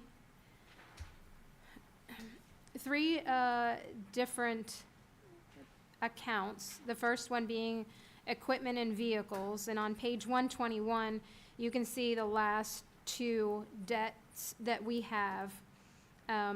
One will actually be paid in full in fiscal year '27, and then the other will be paid in full in fiscal year '28. Both super low interest rates, so that's why we've left them, because it just didn't make any sense. And we were so close to maturity. And like I said earlier, we've changed our philosophy, I want to say within the last 3 years or so, of utilizing the capital reserve more, making it work for us. And I think we've made better strides for that. And this is one of them, because now we're not throwing our money away at interest payments. So back to 120, the second account is the Johnson Control Energy Project. This is at a 2.79% rate, so still low. The final payment won't be until 2032. But this almost $76,000 does represent principal and interest payments. It was for our energy performance contract at our different town buildings, separate from the parking garage. And the whole idea was that the savings from those was going to pay for the debt service. And that still is happening. So that's the good news. And then lastly is the PD Town Hall renovations. It was an $8 million original debt. We pay principal and interest payments. It's at a super low, in my opinion, interest rate of 2.673. That was done through the infrastructure program at Department of Housing and Community Development. And that final payment will be 2051. So quite a ways out into the future. But we'll get there. I look forward to attending the party that they throw here when we own this building free and clear. No. So that's debt service. And that's the last budget department that I have to present this evening. I don't have an outstanding list to hand out to you because there was no change, so it'd just be a waste of paper. But do you all have anything to add this evening? As I mentioned, the only item that I have was related to health insurance, and I think we took care of number 2 on that list with the code enforcement officer. I think we can strike number 2. Okay. All right, very good. Consider my suggestion withdrawn. Anything else that we need to add? I just have sort of a operational question. Let's say, for example, one of us identifies a project to fix a sidewalk, install a new sidewalk, or a pedestrian safety measure, and let's say that happens in July or August, so the budget's already been passed. Will we then have to wait until next fiscal year in order to pay for that? Yes. Okay. No. Oh, no, okay. Sorry. It's money. We don't joke about money. Sorry. I don't typically, do I? No. Well, my response, honestly, to that is hopefully it won't be July or August, but maybe later into the fiscal year, because July or August, I don't know what savings we have yet. Once we get later into the fiscal year, I have an idea as to, okay, you know, we save some money here, or this is coming in more than what we expected. You know, I'll have a better idea. At least the first 3 months of the fiscal year, and I tell my department heads, don't bring me anything that you want that's not in the budget, because I just don't know if I have monies yet. So let's just say that is after September, then that's a possibility, but it would be a discussion. Of course, it would depend on how much it costs, what kind of priority it is for you all, if the finance director can find the money through savings somewhere else, but we would certainly have that discussion. But the first 3 months in the fiscal year is just too soon to tell. Does that answer your question? Yep, that makes sense. To color that in, there were a couple items that were going to be in the budget for this upcoming fiscal year that Lisa was able to find current year operating revenue that we had saved elsewhere, and that we were able to fund that way. Like the police department had a rather big ticket item. Yep. Yeah, their trailer. The trailer, yeah. $80,000. Yeah, so that was, you know, we saved and we were able to fund it this year as opposed to next fiscal. Yep. Yeah. Gavin, you have a potential project, or you just don't know? You were just hypothetical. Well, for example, at Bond Street and Gordon Street, we're waiting to hear back from the state about pedestrian beacons where they'll hit the button and it'll flash up, because I figured there's going to be a lot going on in that area of town here pretty soon. I don't know when we'll hear back though, so I'm imagining it's going to be after we pass the budget. That's just our luck. So I didn't know if we would then have to wait 12 months, which doesn't sound like we would have to, but it's just a matter of how much it would cost. So that would be a problem we could look at then. Okay, I mean, but I thought that would be a state program, wouldn't it? That's state highway. Well, or no? It could be state, but I was also thinking, you know, if it wasn't a priority to them, it's a priority to us, so maybe we could go in half, 50/50, do, you know, Okay. if they weren't willing to pay 100% for it. Just something to consider. Anything else on budget? Anyone? All right, so Thursday's our next budget session. We have 2 this week. All right. Just as a reminder, okay? We'll all be here on Thursday. And now, may I have a motion to go into closed session? Yes, Madam Chair. I move that this portion of the meeting will be closed under the provisions of the Maryland Open Meetings Act, General Provisions, Article 3, Section 305B7 and 8. The topic of discussion will be to consult with counsel to obtain legal advice and to consult with staff, consultants, or other individuals about pending litigation regarding the Hartford Circuit Court Case Number C12CV25001030, Hartford County, Maryland versus Town of Bel Air, Maryland et al. And the Hartford County Bel Air Parking Garage Work Group request. The reason for closed session discussion of the above topics will be because public discussion of confidential information and legal strategies can compromise the attorney-client privilege and inhibit the ability of the public body to receive candid and uninhibited legal guidance. Thank you. May I have a second? Second. All right.